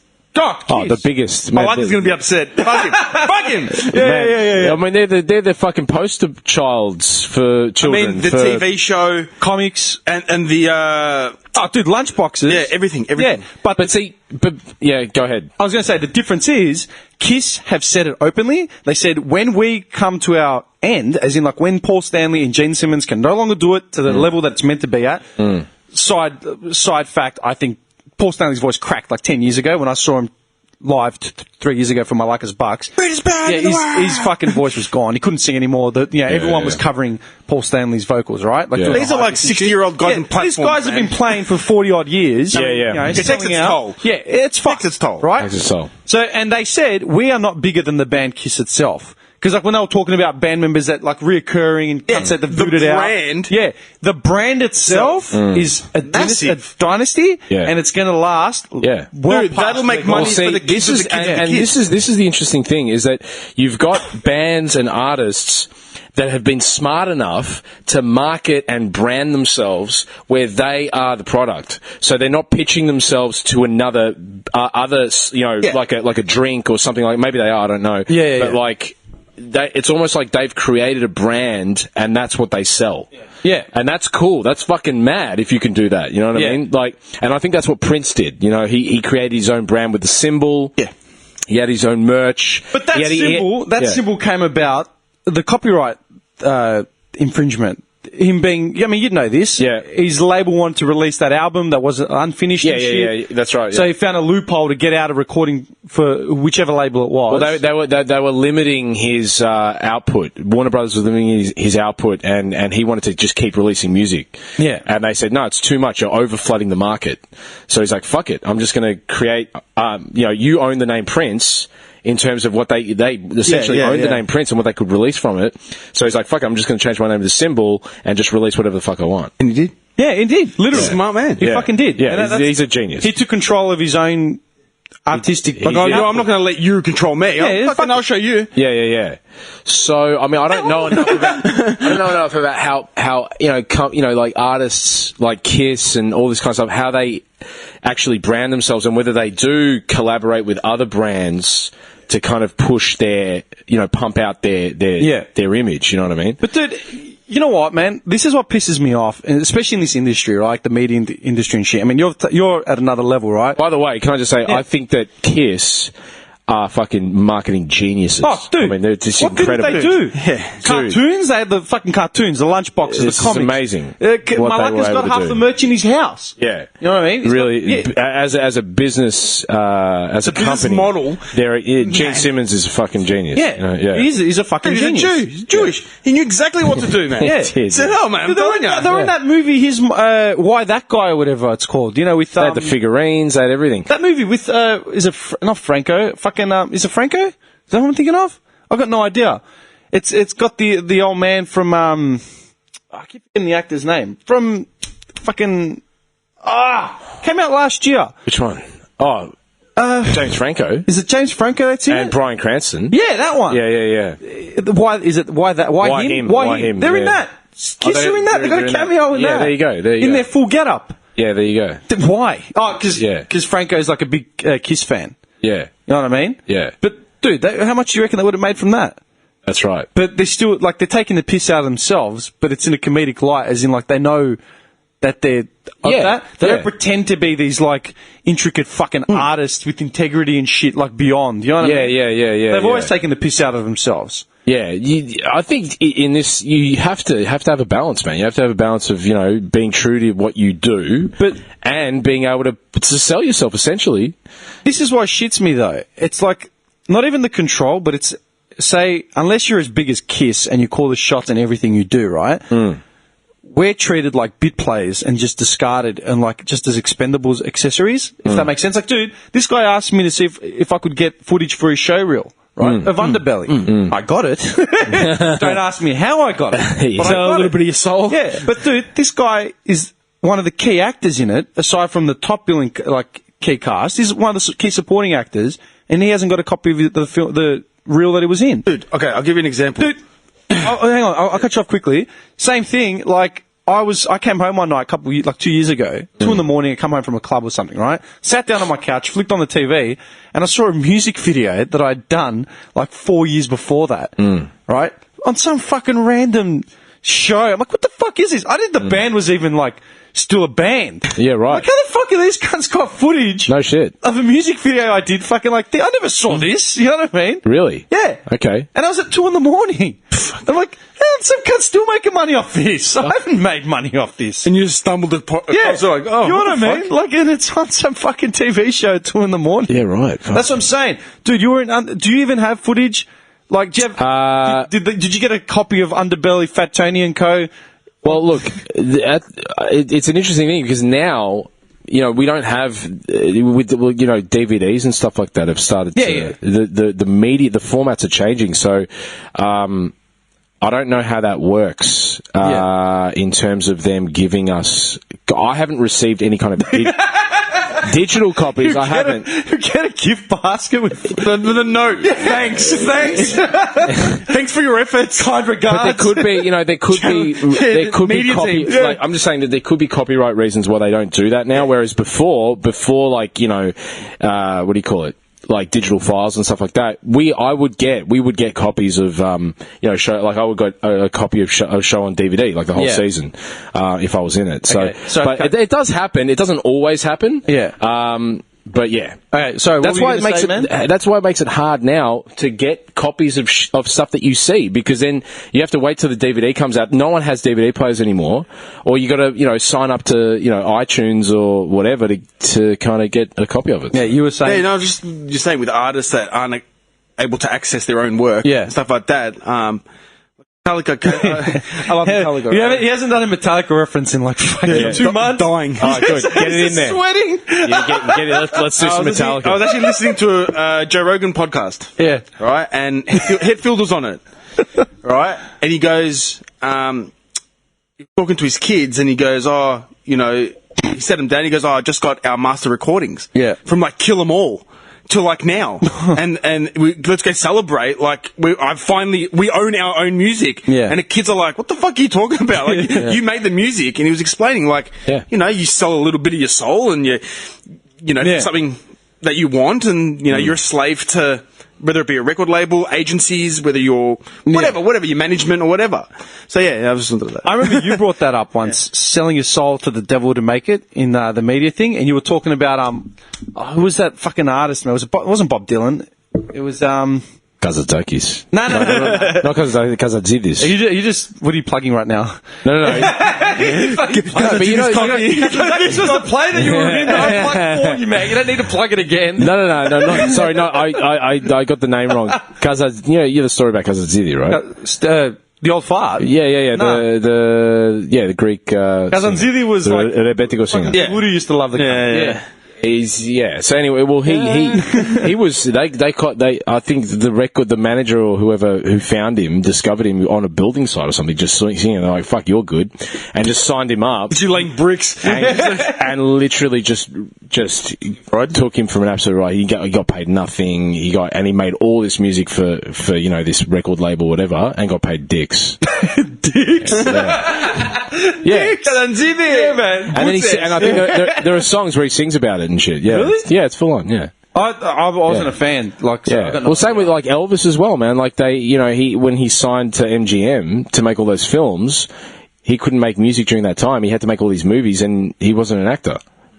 So okay. Win this race. I was actually delirious. Yeah. He actually mentioned that's actually mentioned. It's delirious. I'll tell you what, man. Over the last 24 hours, I've been thinking about shit I wanted to ask you that I thought, again, as the outside, right? Because I'm a dickhead.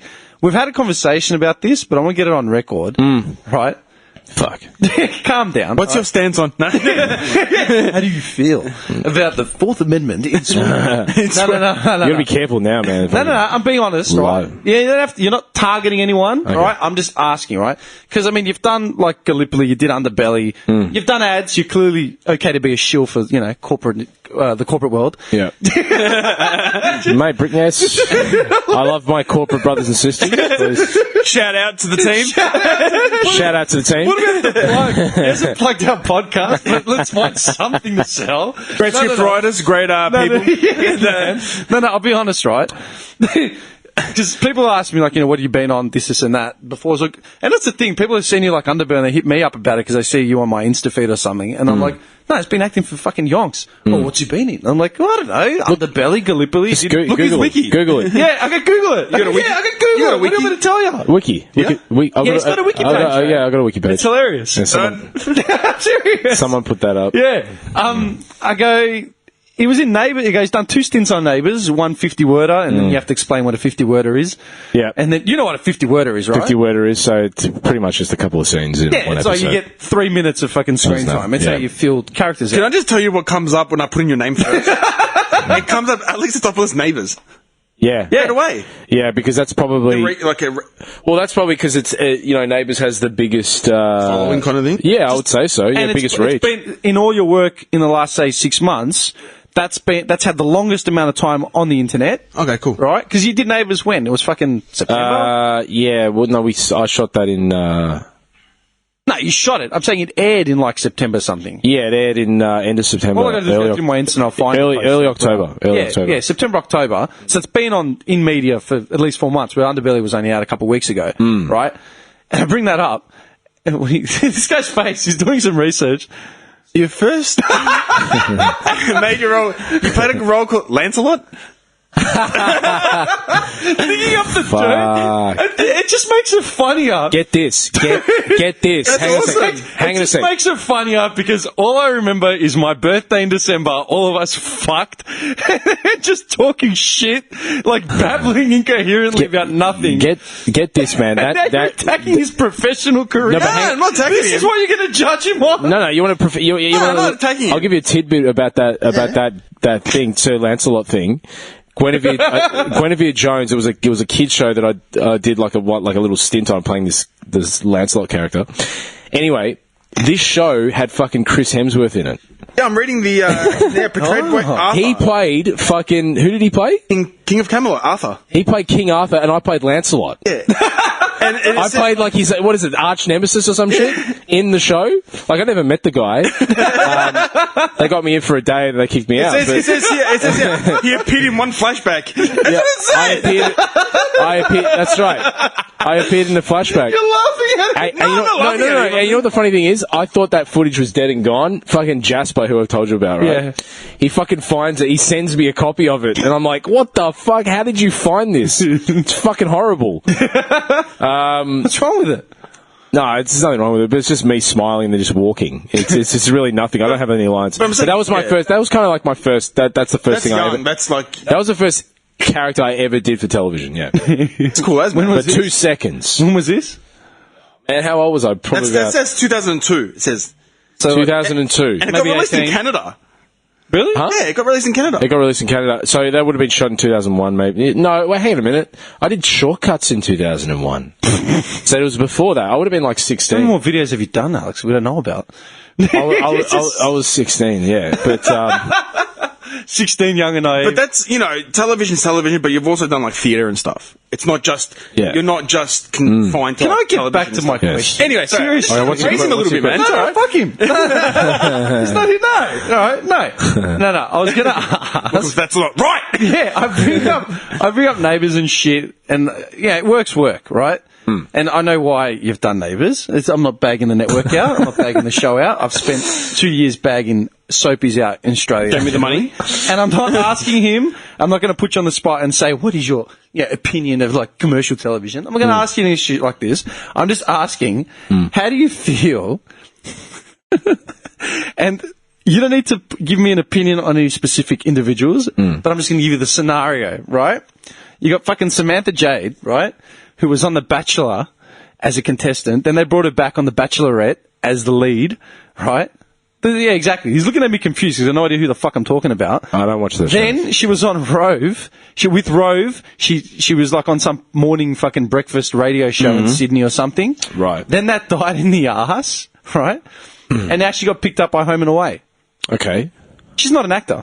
She never was an actor. Right. She was a pretty face on a reality show that somehow got on a morning radio. That died in the arse. Let's be a little bit more politically correct. An actress. No, it's female actor. Well, right? A female actor. Female actor, right? Yes. How does that make you feel? Non-gender. How does it make you feel when fucking pseudo-celebrities get on what is essentially Australia's biggest fucking, longest running soapy? Yeah, running soapy or just... Literally, like getting these acting jobs. How does that make you feel? Does that piss you off? Because, like I said, I'm not asking you to give me an opinion on any one fucking actor or celebrity. I'm just talking in general. In general. The practice of. Well, look, you can understand why it happens. Oh, yeah. With these soap operas because, they're soap operas. Yeah. That's essentially what they are. And it's a certain thing. It's a certain... it's a certain format. It's a certain product that they're selling, and you don't watch a soap opera for the fucking acting chops. You know what I mean? It's not about that. It's about they have a formula. People watch it for they watch soapies for a certain reason. You know what I mean? So you don't need to be a fucking great actor. You don't need to be Marlon Brando to get. Just picturing that scene. Stella. Yeah, exactly. To get on a soap, and so they have their place. And the thing is, and it would make sense that they would put people that are in popular culture in their shows to jack up the ratings. That makes sense.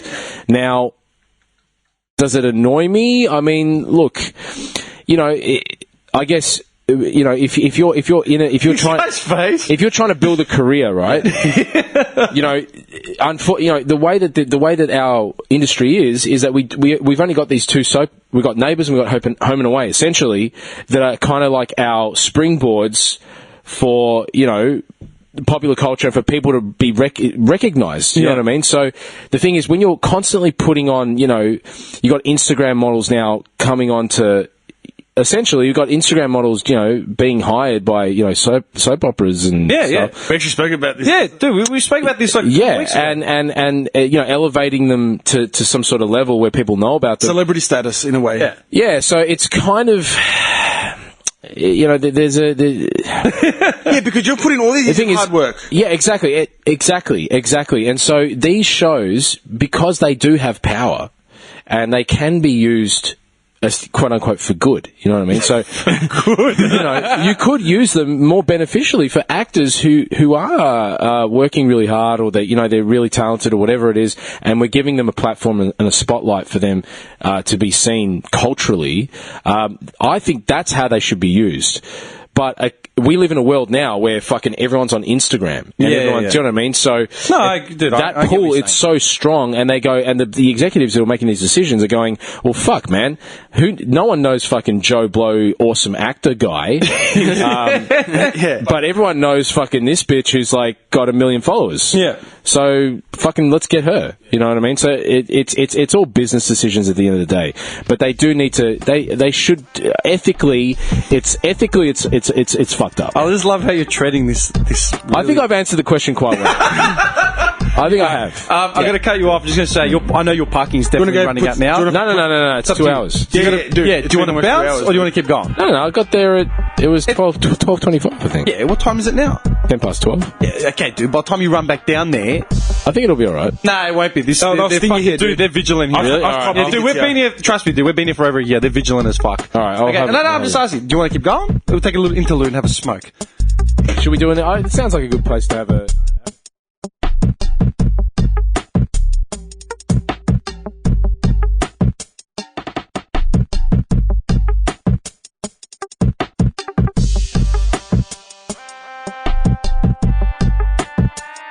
Not long, but no, don't stress. Just because I got to wrap it up. Yeah, I got to. Anyone want nutrient water? Oh yeah, the cunt glass. Cunt. I'm serious, man.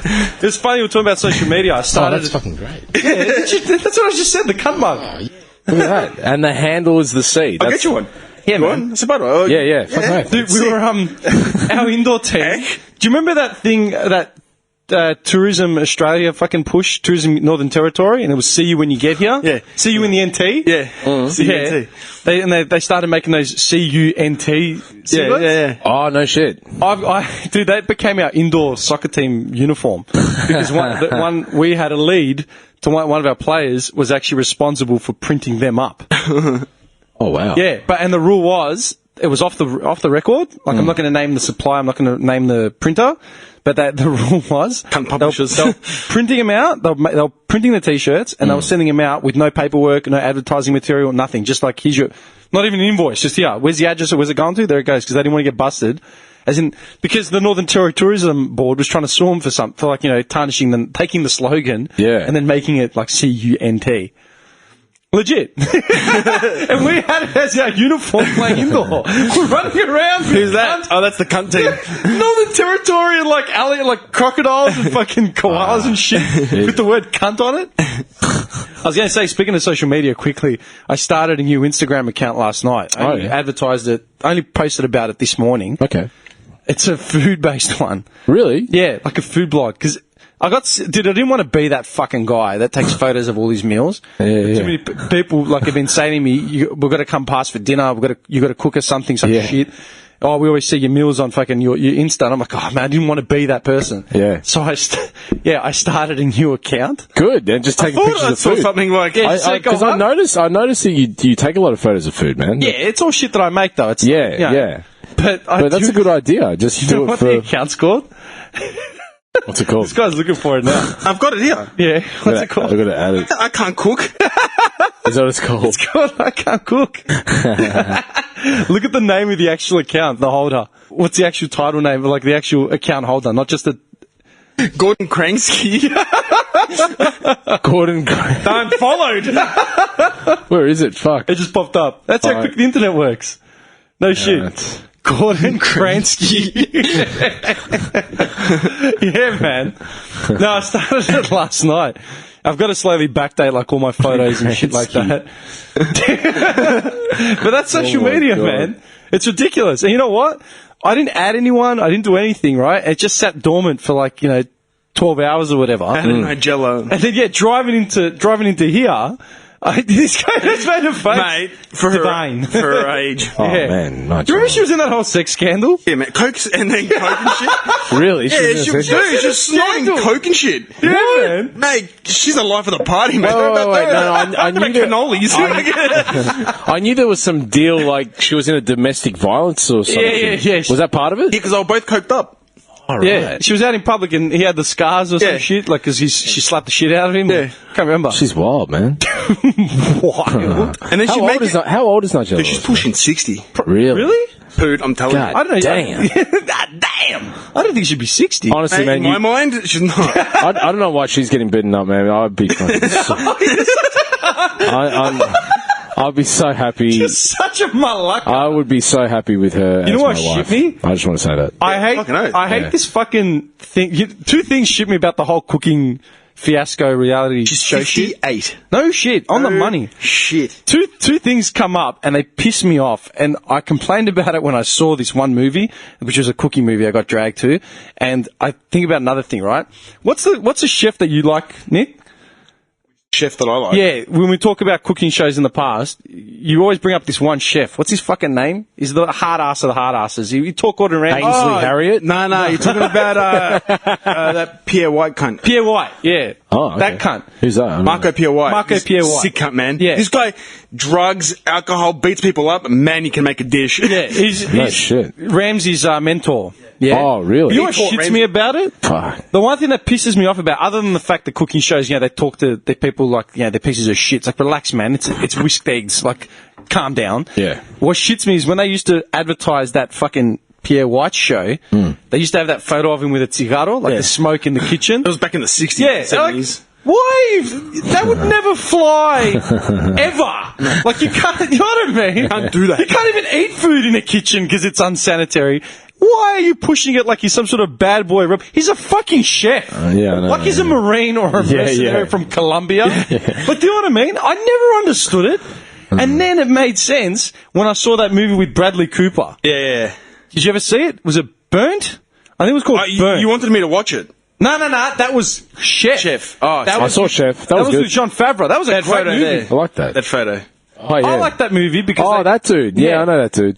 that Chef movie, they played a different angle on the whole thing. They made him pretty much what you keep talking about. This guy was in a high pressure, top end bullshit restaurant. Didn't want to deal, so he left and started his own thing. Yeah. That was organic. Yeah? Yeah. Dude, that was a good cooking movie. I'll give him that because John Favreau is a fucking sick cunt. The Bradley Cooper movie, I'm pretty sure it was called Burnt. Okay.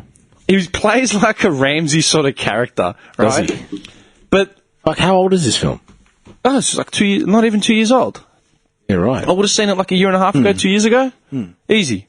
Yeah. Yeah. 2 years ago, maybe. Right? But they make him out like the story. First of all, the story is like paper thin, right? He's like a 3-star fucking chef. And then he tries to start his own fucking venture, and he gets all these ramshackle fucking cunts in the background, and there's this thing about the thin, and then there's like a love interest thrown in. And I remember the whole tagline of the movie was, like they're doing the scenes in the trailer, and he's like, I want to make food.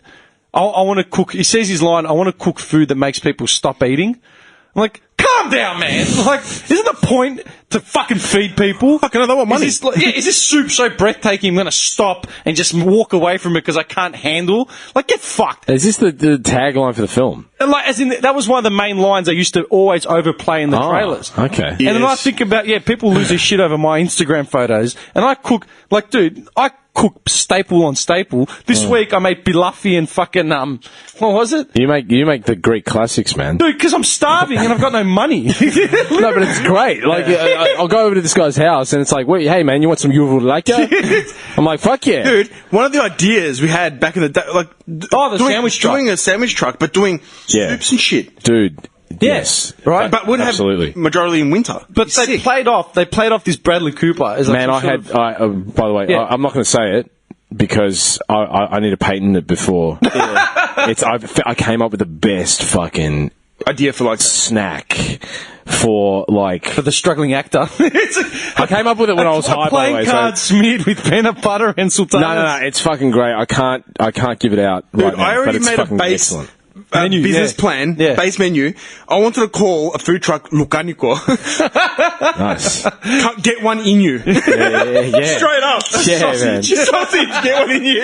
Yeah. Kransky. Yeah, man. Just a cheesy Kransky. Yeah, man. Gordon But- Kransky. yeah. But dude, Anyway. the thing that shit, I'll wrap it up. The thing that shit me about this fucking movie was that they played off Bradley Cooper like some rebel outlaw because he has a motorbike.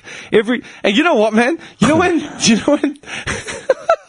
you know when in movies, when they want to stress the fact that someone is something, they always have him in the same fucking clothes. This guy literally lived in his motorbike jacket in the whole movie, like he's some rebel chef. Like, dude, he's a chef. The James Dean of fucking Cooks, like, really? Yeah. They made him like some sort of outlaw.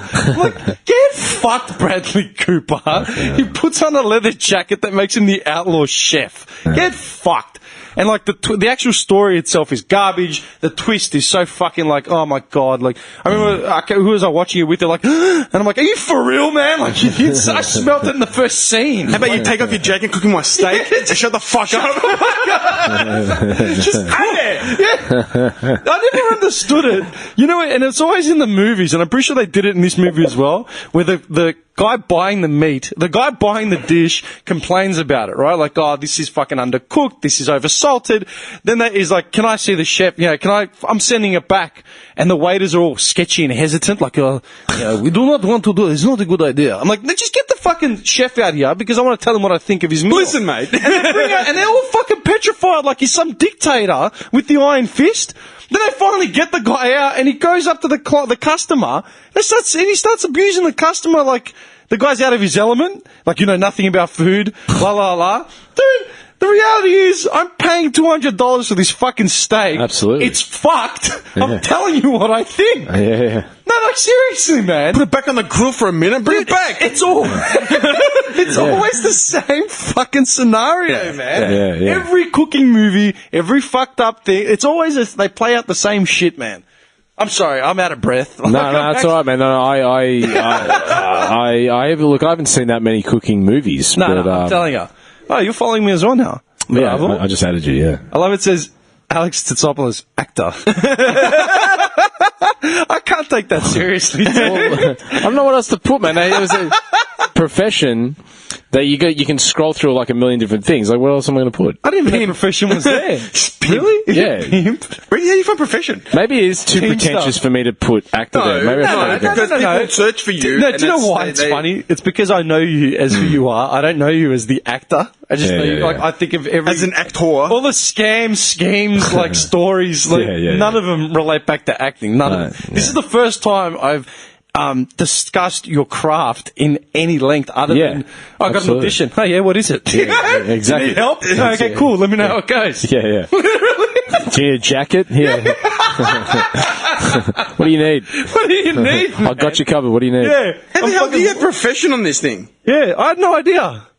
Profession? No, it comes up. Like, yeah, you can... I didn't update my Instagram, clearly. All mine says is try Instagram business tools. Is that where it comes up? You know what? I think you can do it. It depends on whether you make your page a business page. Is yours a business page? It's on a business, yeah. Oh, the business. Business. Maybe That's why it it's should be saying business tools. I was going to say, maybe that should be your middle name. Alex the Business. That's a sick fucking...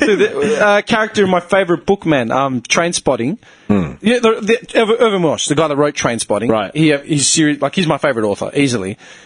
He basically had two sets of crews. Like, all his stories are in Edinburgh, like Scotland, you know, Yeah. that whole Leith sort of crowd, right? Yeah. And he's got his stories all form around two sets of groups. Like, the first guy's in Train Spotting, that, you know, obviously are in porno, like Ewan McGregor's sort of, you know, those guys. And then there's another crew which he introduces in the book Glue.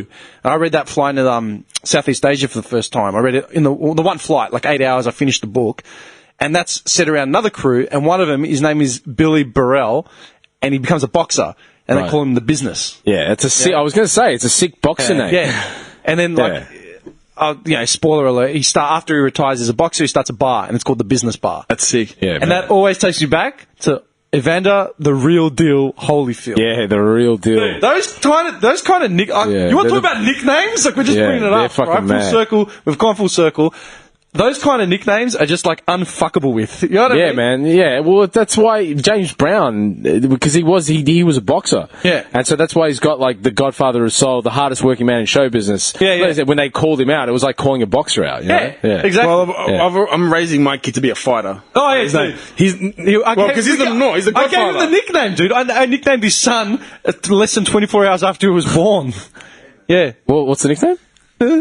Juice. The Juice. The Juice. Yeah, man. The Juice. Yeah. Because you got the juice, you got the fucking, you've got it. You've got like it. The, You've got whatever it is. You got the power. You got the juice. You got the Okay. juice. As long as they don't confuse it with steroids, you'll be good. No. It'll be smashing. Yeah. Dude, that's the first song his son heard. Yeah, we actually When I went to see him, because he was born, and I said, give it 24 hours, let like the first sort of riff-raff follow through, go through and meet him.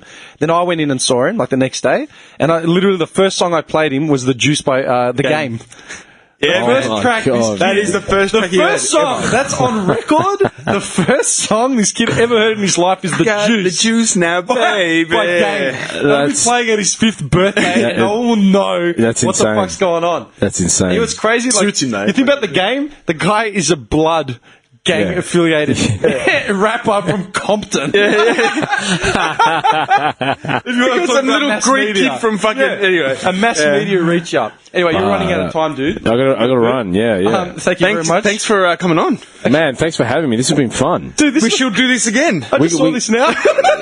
Yeah, you just see it? You like the tagline on it? When Detective Henry wishes you a happy Valentine's Day, he bloody well means it. Dude, I'm using that. That's awesome. I'm using that in the episode Calling Card Man. Yeah, do it, man. Do it. All right, cool. We've had fun, mate. We've had fun. Yeah. Let's have fun. Let's do it again sometime, man. This has been Absolutely. good. Ready? I don't give a fuck. Yeah, fucking hell. This has been great. Sorry, that Detective Henry. Yeah, no, it's great. Yeah, awesome. Sick. No stress, man. We'll wrap it up. Thanks everyone for listening. As always, please like, share, subscribe, follow, blah blah blah blah blah. You better spam this cunt, seriously. The evilness. This gets buried in the past, and then in 10 years is accepting some Logie award. And this comes up to fucking... come out of the woodwork. Listen, cunt. I'd like to think that's not right. To get me for career. It's going to haunt me. This podcast is My going to haunt me. lifetime career achievement award with the Logies. Yeah. For my work on Home and Away, like some random show, Water Rats Revival. I'm pulling this out. Listen, fuckhead. Don't lie to me. It's just these ones. Security dragged away. Get him out of here. That's Anyway, where was I? I'd like to accept this award. I want to thank God. Seriously, man. Yeah. All right, cool. All right. Thanks a lot, man. We'll wrap No it up. worries. Call it, dude. You leverage out.